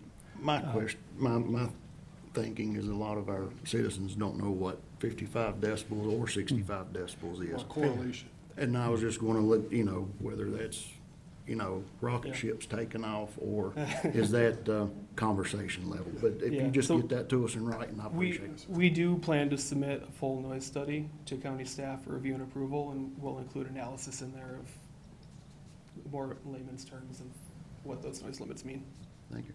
And my last one is you have sat here and heard our citizens, and we just want you to please provide them with answers to their questions, and to us as well, but, because that's what they are in desperate need of, is answers that we have not been able to give them satisfactorily. So, please. Is there a That's all we QA got. log where we can respond to those questions, or? We can get those to We, you. we actually on our website have a Q&A thing, so we can work with Ms. Williams, get some questions to you that may have come up or they're out there, and then we can add those to it. We're happy to. Thank you, sir. And that's all I've got. Anybody else have any questions? I was, Go ahead, Sarah, Go ahead, Sarah. sorry. I don't believe that you address electricity, demand, water, and noise, but if that's in a different plan. They actually did talk about water. They've Right, applied for yes. the 3,000 gallons, and they on the water side and on the wastewater side. So that's answered our questions on that part. I was electricity demands. Power consumption is going to be less than 300 megawatts. Probably looking more like 210 IT load, but we'll get you confirmation on those numbers. We're working with that Appalachian Power through that and covenants with that. So is that extra? Because the 3,000 gallons takes for more. water? The water, it takes more electricity to cool it because you That lose includes- less water? That includes the cooling load. Yeah, that's total power consumption. Be less than 300, but we'll get the exact numbers. Can you compare that for me? If you, since, To like household Households. usage, yeah, we Mhm. could do that. Provide Okay. correlation of that consumption to household usage, sure. Mr. Attorney. Those are the questions I was gonna ask was those about that. So you mentioned the substation. Can you elaborate on what type of substation it's gonna be? It's typical Appalachian AP substation with overhead lines and then MV feeders running to the data center. Yeah, so they'll bring in high voltage feeds to the substation. It'll convert it to a medium voltage, which will come into the site and be converted to the voltage needed to serve the building. So it's not a secondary, it's just coming from their substation to yours? Yeah, and right then- across the street, you can see there, there's Yep. this substation. But when you mentioned that, I thought you were putting a separate substation on to generate extra. No, there's no generation plan for this Okay. project. It's taken from high voltage to medium voltage. I just wanted to clarify that. Yes, sir. Any other questions? Answer not, sir. We're good. Yeah, last thing, I'll just echo, if you can get the information to us so we can share with the citizens, I think that'll go a long way as far as the transparency piece that you've heard tonight, so. Cool. So, Mr. Chairman, the two requests that I have, if there are no further questions, our covenants require county approval on the use of fencing at the property. We do have other industries within the Progress Park that use fencing. Wasn't shown, but there are also access controls, so gates, guard shack, for the main entrance and for the emergency entrance, unless that's changed. That's still accurate, John? There's a gate at the guard shack, or sorry, there's a gate at the emergency entrance, but not a guard shack there. Okay. The guard shack's only on the primary entrance. Okay. So the covenants require county approval of the use of fencing since other corporations use it, and since it is a secure facility, staff has reviewed the fencing preferences, and we recommend the board authorize the use of the fencing, both the locations and the styles, as requested in the presentation. And then staff also ask that you authorize staff to issue the county's determination that the site plan meets the Progress Park covenants. All right, I'll entertain a motion to approve the fencing per the covenants and Progress Park. So moved. Got a motion by Mr. Cook. Do I have a second? Second. Got a second by Mr. Morgan. Any questions or concerns about this? this is about the fencing. Only about the fence. All right, here now, we'll do a roll call vote. Mr. Burnett? Aye. Aye. Aye. Aye. Aye. So approved. I'll entertain a motion to approve the site plan as presented requested by Mr. Hankins. So moved. Got a second? I got a motion by Mr. Cook. Do I have a second? I'll second. Got a second by Mr. Morgan. Any questions or concerns? Here none, we'll do a roll call vote. Mr. Terry? Aye. Aye. Aye. No. So approved. Anything else, Mr. Hankins? No, sir. All right. Thank you, gentlemen. Thank you for your time. You guys are restoring our county, just so you know. Your errand boys sitting Hey, over hey, there. hey. Hey, this is a public building. Sheriff Klein. Yeah, yeah. I'm a taxpaying citizen. If you gotta kick me out, kick me out. Hey, I'll never Sheriff, have a chance Sheriff to talk Klein, to can you this remove guy. him? That was really easy.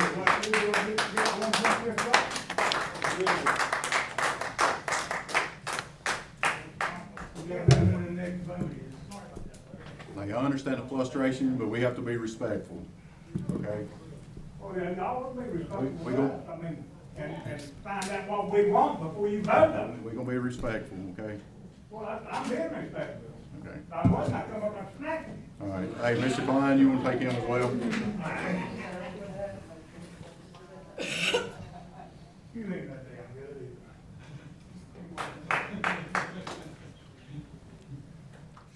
You guys can't say something about the public building.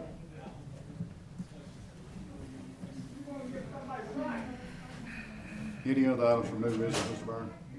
Byrne? No, sir. Mr. Hank? No, sir. All right, here now we'll move on to staff reports. Deputy County Administrator, Mr. Hankins. Thank you, Mr. Chairman, members of the board. First item is on the Ager Park Court project. We do have $75,000 in grant funding from the Wythe Land Foundation in the current year's budget. The county's put $100,000 toward that project. We put it out for bid. We received 4 bids for the project. The low bid came in at $421,000 from G&H Construction. That's well above our $175,000 budget. We have gone back. We've negotiated some value engineering with the low bidder. We've been able to get it down to approximately $318,000. We'd like a little bit of cushion just in case there are contingencies. So that gives a total project budget of $325,000. In order to do that, you'd have to appropriate an additional $150,000. This would provide a new basketball court and 3 pickleball courts at Ager Park. So the question is, do you want to proceed with this project using the additional $150,000? Or would you like for us to call this project off and go back to the drawing board? What's the pleasure of the board? We've done a lot of work out there. I'd hate to slow down and stop on it. In our current budget, looks awful tight.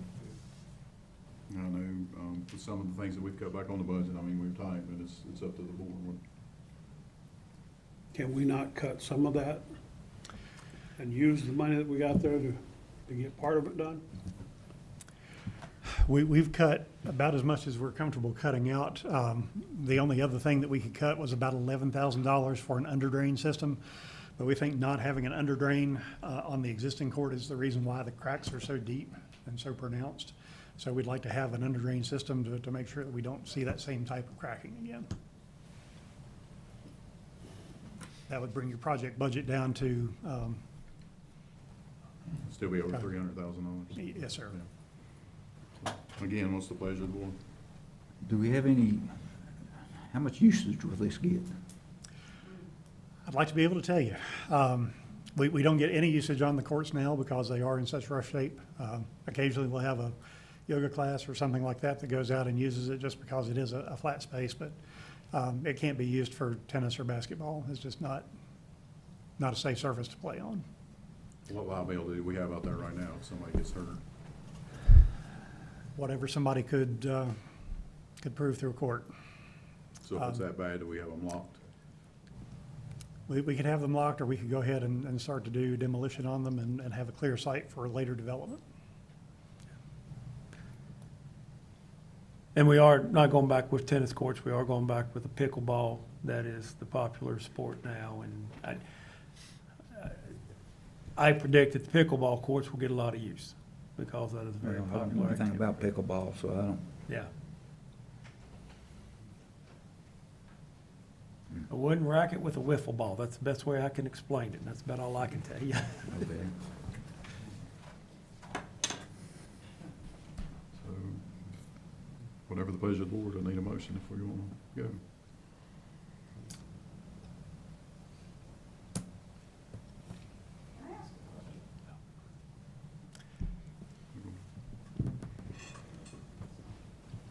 We want to table it?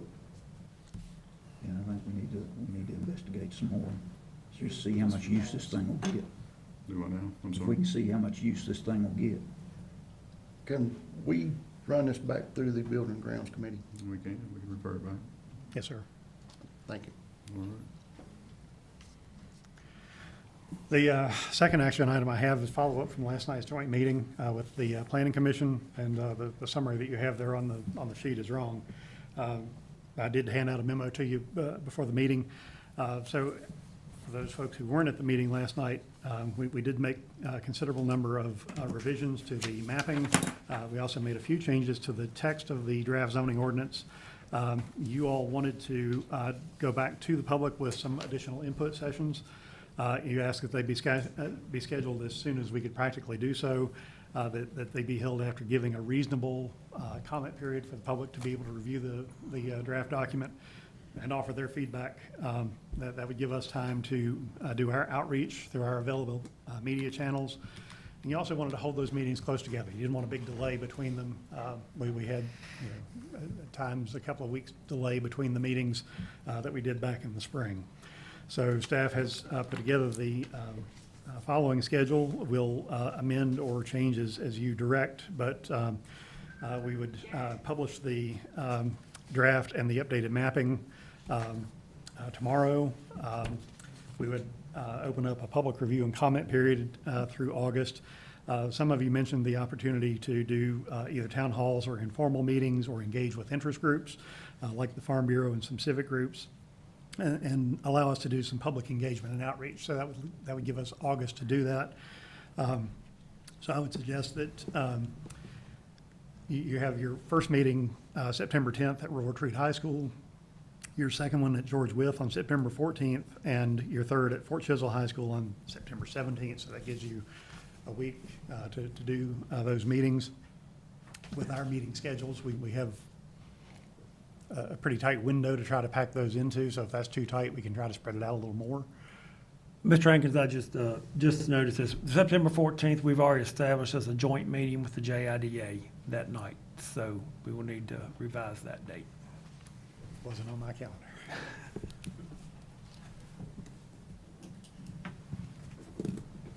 You know, I don't want to seem like the jerk here. I mean, I couldn't be at the meeting last night because I just didn't feel up to it. But, you know, to me, it just seems like we're kicking this can farther and farther down the road. And the farther we kick it down the road, the longer it's taking us to get any zoning. And I've made it clear I'm for zoning. And obviously, people are coming in for zoning. And we're kicking three more public meetings. We've already been to the high schools once. We've had work sessions. And now we're kicking it down the road again until September to have 3 more meetings to try to do something that's just, it needs to be done.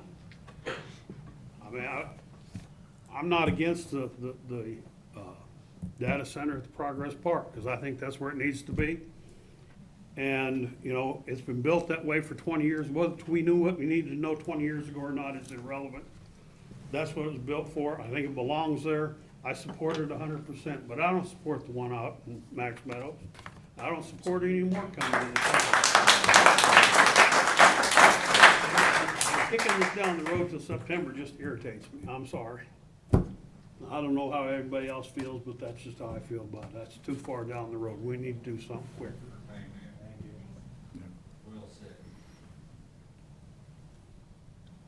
Is there anybody else? I still have a lot of residents that tell me no more over the zoning than I do. So we put a data center down in Barron Springs and you won't have a problem. No, that ain't what I'm saying. I'm not for data centers. I represent the voice of the Lead Mines District. And so my feeling is that I've got to reach more of my residents.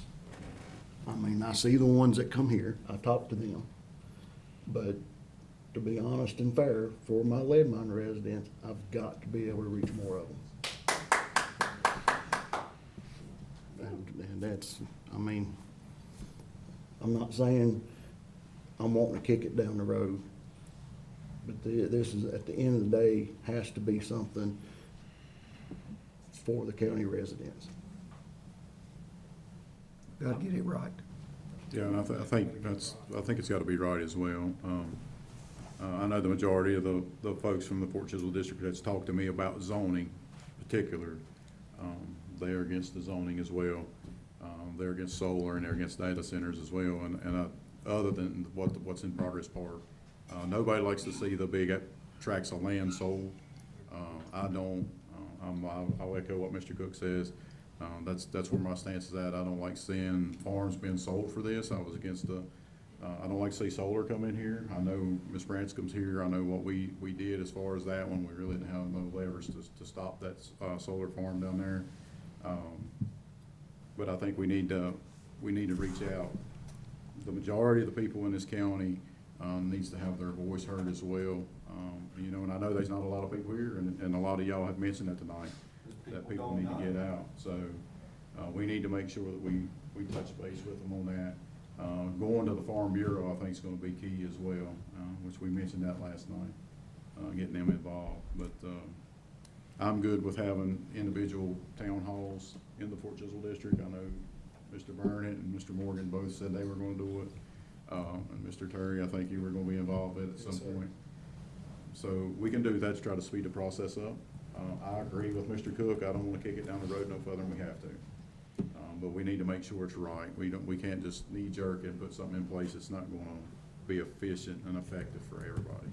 We gotta make sure we get everything right. But do you not have a board? After the zoning goes in, there's a board, right? And if you don't agree with something, or you need something changed in the zoning, you can go in front of the board, and present your case, and get your land reclassified or changed. Is that correct? Generally, you would do that in front of the planning commission. Right.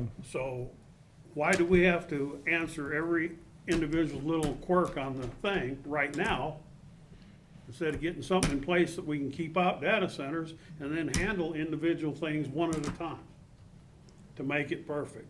Because you're never gonna make it perfect, ever. I just think we're taking too long. Anybody else? What if you look at maybe doing just like one, like they talked last night, like at Georgia with High School, instead of doing all three schools, just do one countywide, which would save time. That would speed it up. Yeah. People need to know. And then I know that we talked about, I know Ms. Williams, you're working with her to get it on all the social media outlets for us. We would do social media, we'll go on radio, we'll, advertise in the newspaper. We'll put out flyers at, highly visible locations around the county. The same thing that we've been doing to educate folks. So, I've had a lot of folks say that they didn't hear about it. It wasn't for lack of effort on their part. So can you look at a date maybe in August if we can just do one meeting? Yes, sir, we looked at some dates today. August is pretty busy. August 27th is a potential.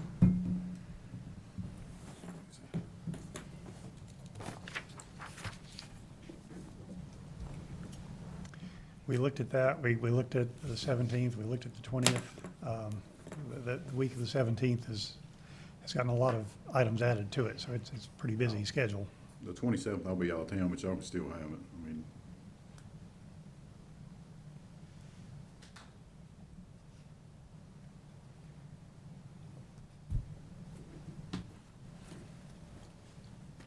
if you can send us some dates, Mr. Hankins, and then we can, in August, and we can, all of us can kind of agree on I'll send that as a poll, if you don't mind. That way, Yeah. make it a little easier.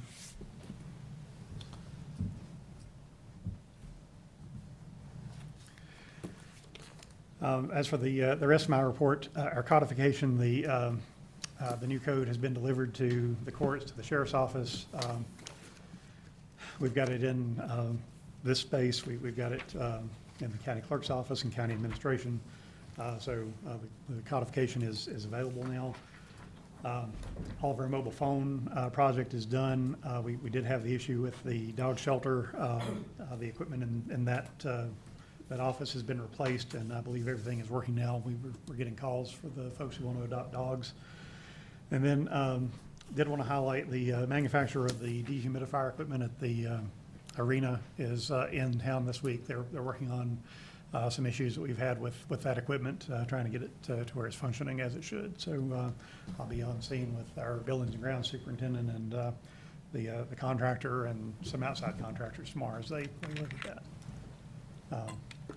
We do have our new athletics coordinator started with us yesterday, so we're happy to have Reed Spraker on board with us. We didn't have him come in tonight on his second day on the job, but we will get him in to introduce you as we get into August. Be glad to answer any questions you may have. Anybody have any questions for Mr. Hankins? All right, County Administrator, Mr. Byer. Yeah, the first item, I will turn it over to Ms. Martha Collins, because she put it on the agenda. I was just requesting to close the offices for the staff picnic on August 7th. Close at noon. Yeah, typically y'all authorize closing the office. We appreciate you all helping to sponsor the staff picnic. Between our full and part-time staff, it is quite a large number. I've not heard of any RSVP, but you all are more than welcome to attend, and if you're able, be glad to have you. Be across the street at Elizabeth Brown Memorial Park. All right, I'll entertain a motion to approve as requested. So moved. Got a motion by Mr. Terry, do I have a second? Second. Second by Ms. Crockett. Any questions or concerns about closing at noon for the county picnic? Hearing none, we'll do a roll call vote. Mr. Terry? Aye. Aye. Aye. Aye. So approved. Next item, I don't think Mr. Jimmy Moss is in attendance from Mount Rogers PDC. But as y'all know, we have been looking at the a potential of a housing project. They were able to get some grant funds for us, and they have put out requests for proposals, and they have would like to proceed with H&P, Hurt and Profit, for the proposal. They have requested that in order to do so, it exceeds the grant amount, but they are willing to absorb $3,600 of their cost in the process. It's supposed to go towards administration, and are asking if we would cover $3,500 towards that. I would request, in order to proceed with this project and use these grant funds for housing that is desperately a need in our area, that you all authorize amendment and appropriation of $3,500 to capital projects, Pres Jackson Housing. All right, I'll entertain a motion to approve as presented. So moved. Got a motion by Mr. Terry, do I have a second? Second. Second by Ms. Crockett. Any questions or concerns with this request? Hearing none, we'll do a roll call vote. Mr. Burnett? Aye. Aye. Aye. Aye. Aye. So approved. The rest of mine, Mr. Chairman, are just information unless there's any questions. Anybody have any questions for Mr. Byrd? County Attorney, Mr. Father? I don't have anything, Mr. Chairman, thank you. Yes, sir. Next item is board reports, Budget Committee. Yes, sir. Thank you, Mr. Chairman. Budget Committee met on July 23rd, 2026, and comes up with the following recommendations. The first one, the Brian Justice Assistant Grant, accept the Burns Justice Assistant Grant in the amount of $40,831 to amend and appropriate the same amount. All right, coming from committee, it doesn't need a second. Is there any questions or concerns with this request? Hearing none, we'll do a roll call vote. Mr. Terry? Aye. Aye. Aye. Aye. Aye. So approved. Next item is the Sheriff's Office donation. Accept the $1,000 donation from Fellowship Baptist Church and to amend and appropriate the same to 3102-470221. Again, coming from committee, it doesn't need a second. Is there any questions or concerns with this request? Hearing none, we'll do a roll call vote. Mr. Burnett? Aye. Aye. Aye. Aye. Aye. Aye. So approved.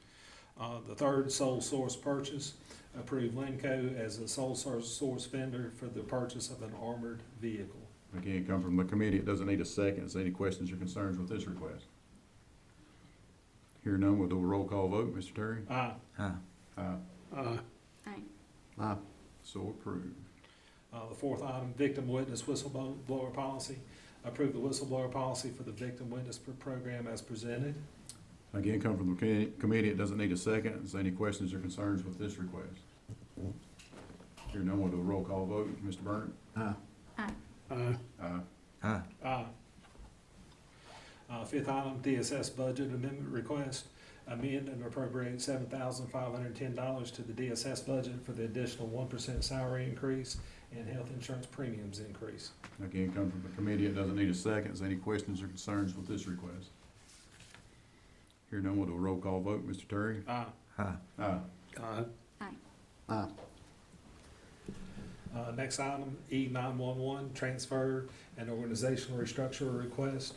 Accept the lateral transfer of this current operations manager to the upcoming vacant shift supervisor position, and to change the current operations manager position to the deputy director, and the shift training coordinator position to operations manager. Both the deputy director and ops manager position will be salary exempt. All right, again, coming from the committee, it doesn't need a second. Is there any questions or concerns with this request? Here none, we'll do a roll call vote. Mr. Burnett? Aye. Aye. Aye. Aye. Aye. And the last item I've got, Mr. Chairman, is FY 27 budget amendment for 1% salary revision. Amend and appropriate $127,908 for the additional 1% cost of living increase to the fiscal year 2027 pay scale previously approved by the Board of Supervisors.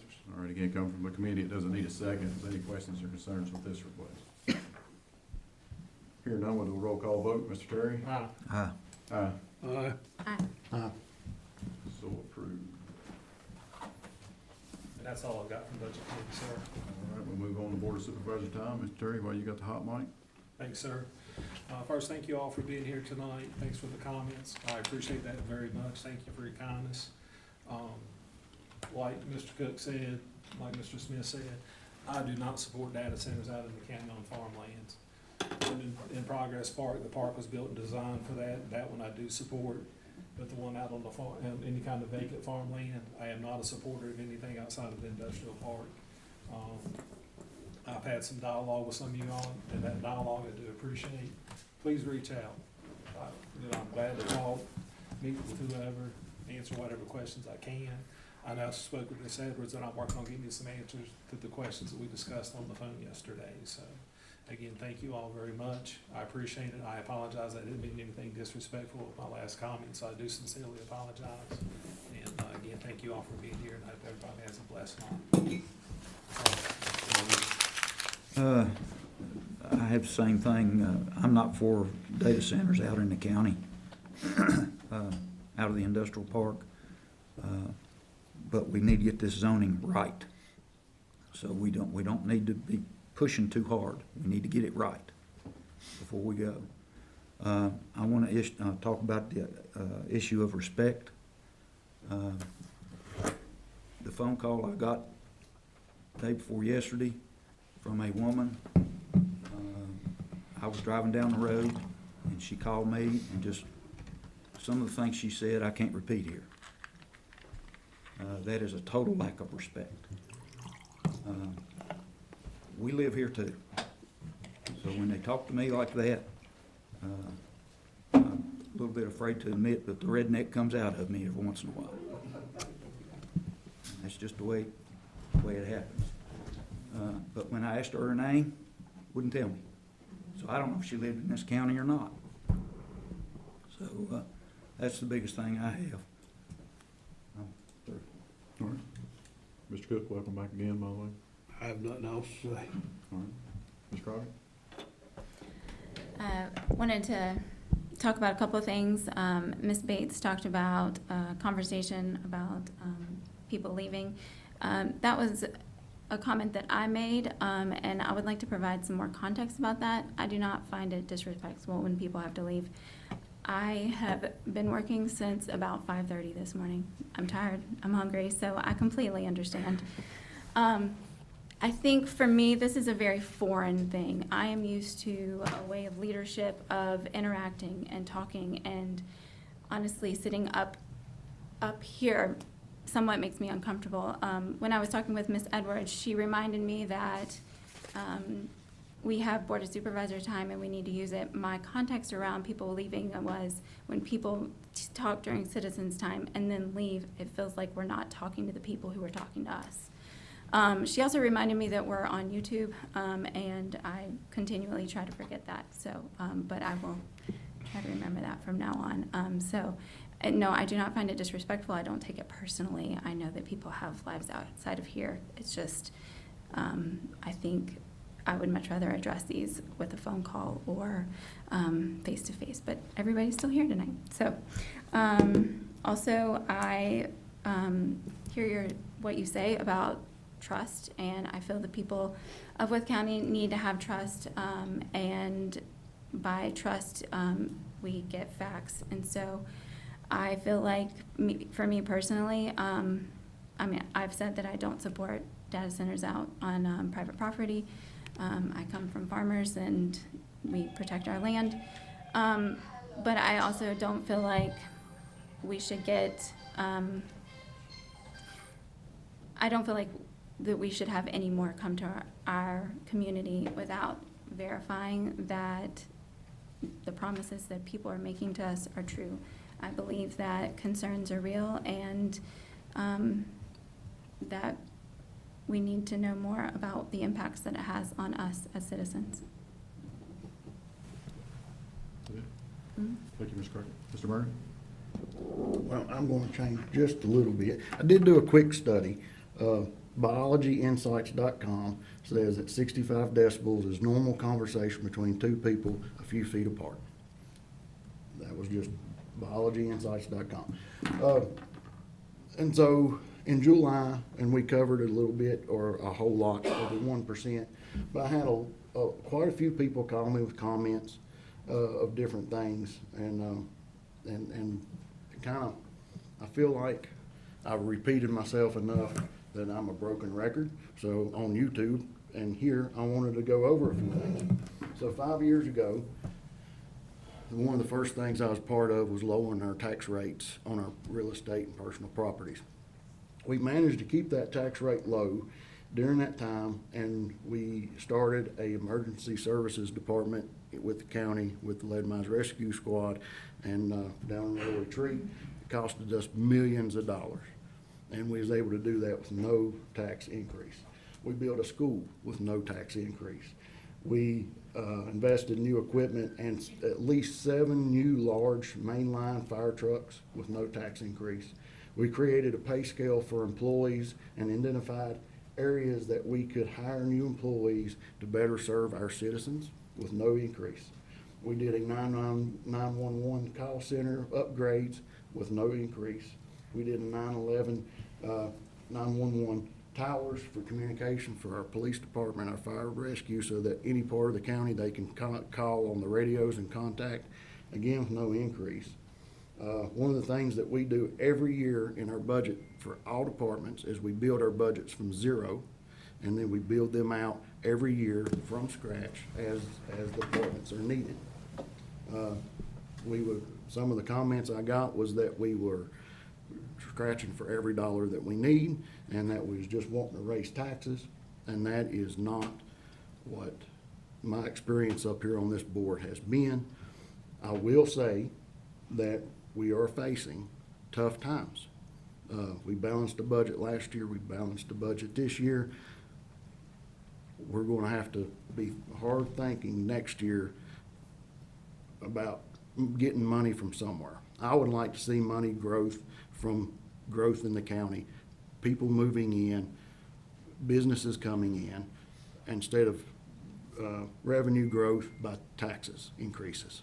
I'd rather have growth by people coming in, spending their money. So that was just some of the things that I spent many hours talking on the phone with people this past week. And I just wanted to put that out there on the YouTube and to people here. And that's all I've got. All right, thank you, Mr. Burnett.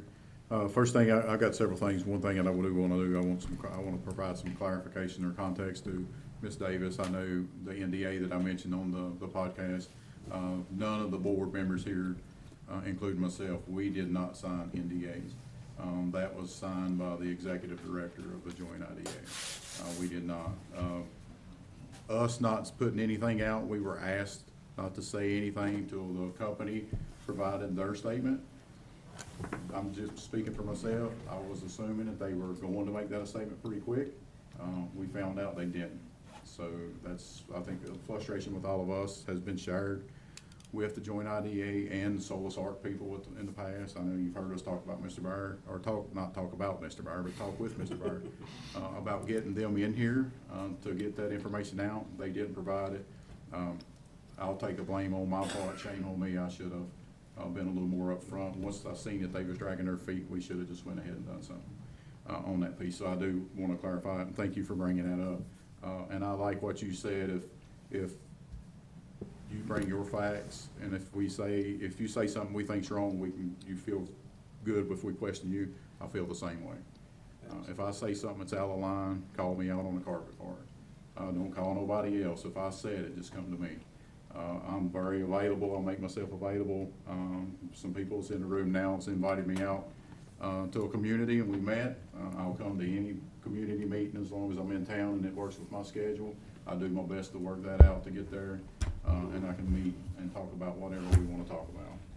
So I'm not one that's gonna be sitting in this seat and the only time you see me's here. You know, if you can stay after our meeting, I'll talk to you. I try to come out as much as I can before the meeting, and then get back up here. Yeah, if you need to talk to me, feel free. If there's something, if you disagree with it I said, feel free. You know, we're all human, we make mistakes, but I did want to provide clarification on that for Ms. Davis there. Second thing I don't want to talk about, we did have the zoning meeting yesterday with the planning commission. It was a work session. A lot of the people in the room, there were several people in the room tonight, was there. We did make a lot of changes. We went through and changed a lot of things from commercial to ag, from industrial to ag, in areas that we felt like it. So once Mr. Hankins and Ms. Williams gets that updated and put it out, social media, I'll just urge everybody to go to that and look at that. Look at your specific areas where you live. If there's questions or concerns or anything that you feel needs to be changed, reach out to me or any of these board members that's up here. I know Bradley feels the same way. Bradley's actually out of town, but he feels the same way. Feel free to reach out to us with any of those questions. We do need to make sure that we get this zoning right, because the zoning, we don't want to have to keep going back and revising it. We want to make it a first pass through, and it's going to be good for everybody. All right, and it's going to work for everybody to keep the people out. But we don't want, especially outside of the industrial parks, it's on these big chunks of land that's in the area, especially farmland. We want to keep it as farm and ag industry in the county. So we do need to do that. So there is a meeting with a community here local. Just feel free to reach out to me after this meeting. They're going to meet on the 13th of August. I can't make it unless our meetings in Richmond end early and I drive back. Mr. Byer drives back, we're probably not gonna make it back in time. But, no, I'm just poking fun at Mr. Byer. But if we can be back, I'm gonna try to get back in time to make that meeting, but I don't think our time's gonna allow for us to get back in time for that, which I've already talked to the folks, and I think Mr. Burns is gonna try to make it on my behalf. I don't know if Mr. Terry's gonna make it or not, but, so we'll try to get that there. Mr. Upcabbage, if you can get your information to Mr. Byer about the spraying, and we'll do our best to try to help you out on that piece, or at least get you in directionally into the right group that you need to be talking to. And then this is just me being me. If somebody's threatening you, you need to talk to Mr. Klein. Everybody has the right to express their concerns without repercussions. That's just my standpoint. Lots of people does a lot of stuff that I don't like, but I don't threaten them to do that. It's your right. So, but I would just recommend that. Thank you, sir. Mr. Mayor, I know I sent you some pictures about the library. Was we able to see? I have not followed up with Amy on that. I will follow up with her on that. Okay, and just for clarification, that's the regional library is responsible for the grounds, the upkeep of their ground. Yes. It's pretty bad. So if you could follow up on that. That's all I've got. Next item on the agenda is closed meeting under the Code of Virginia 2.2 3711 A1. Personnel, select staff salaries, and Code of Virginia 2.2 3711 A3, acquisition, disposition of real property, East Wytheville and the Fort Chiswell districts. I'll entertain a motion. So moved. Got a motion by Mr. Turdy. I'll have a second. Second. Second by Mr. Burnett. Do a roll call vote. Mr. Burnett? Aye. Aye. Aye. Aye. We're now in closed session.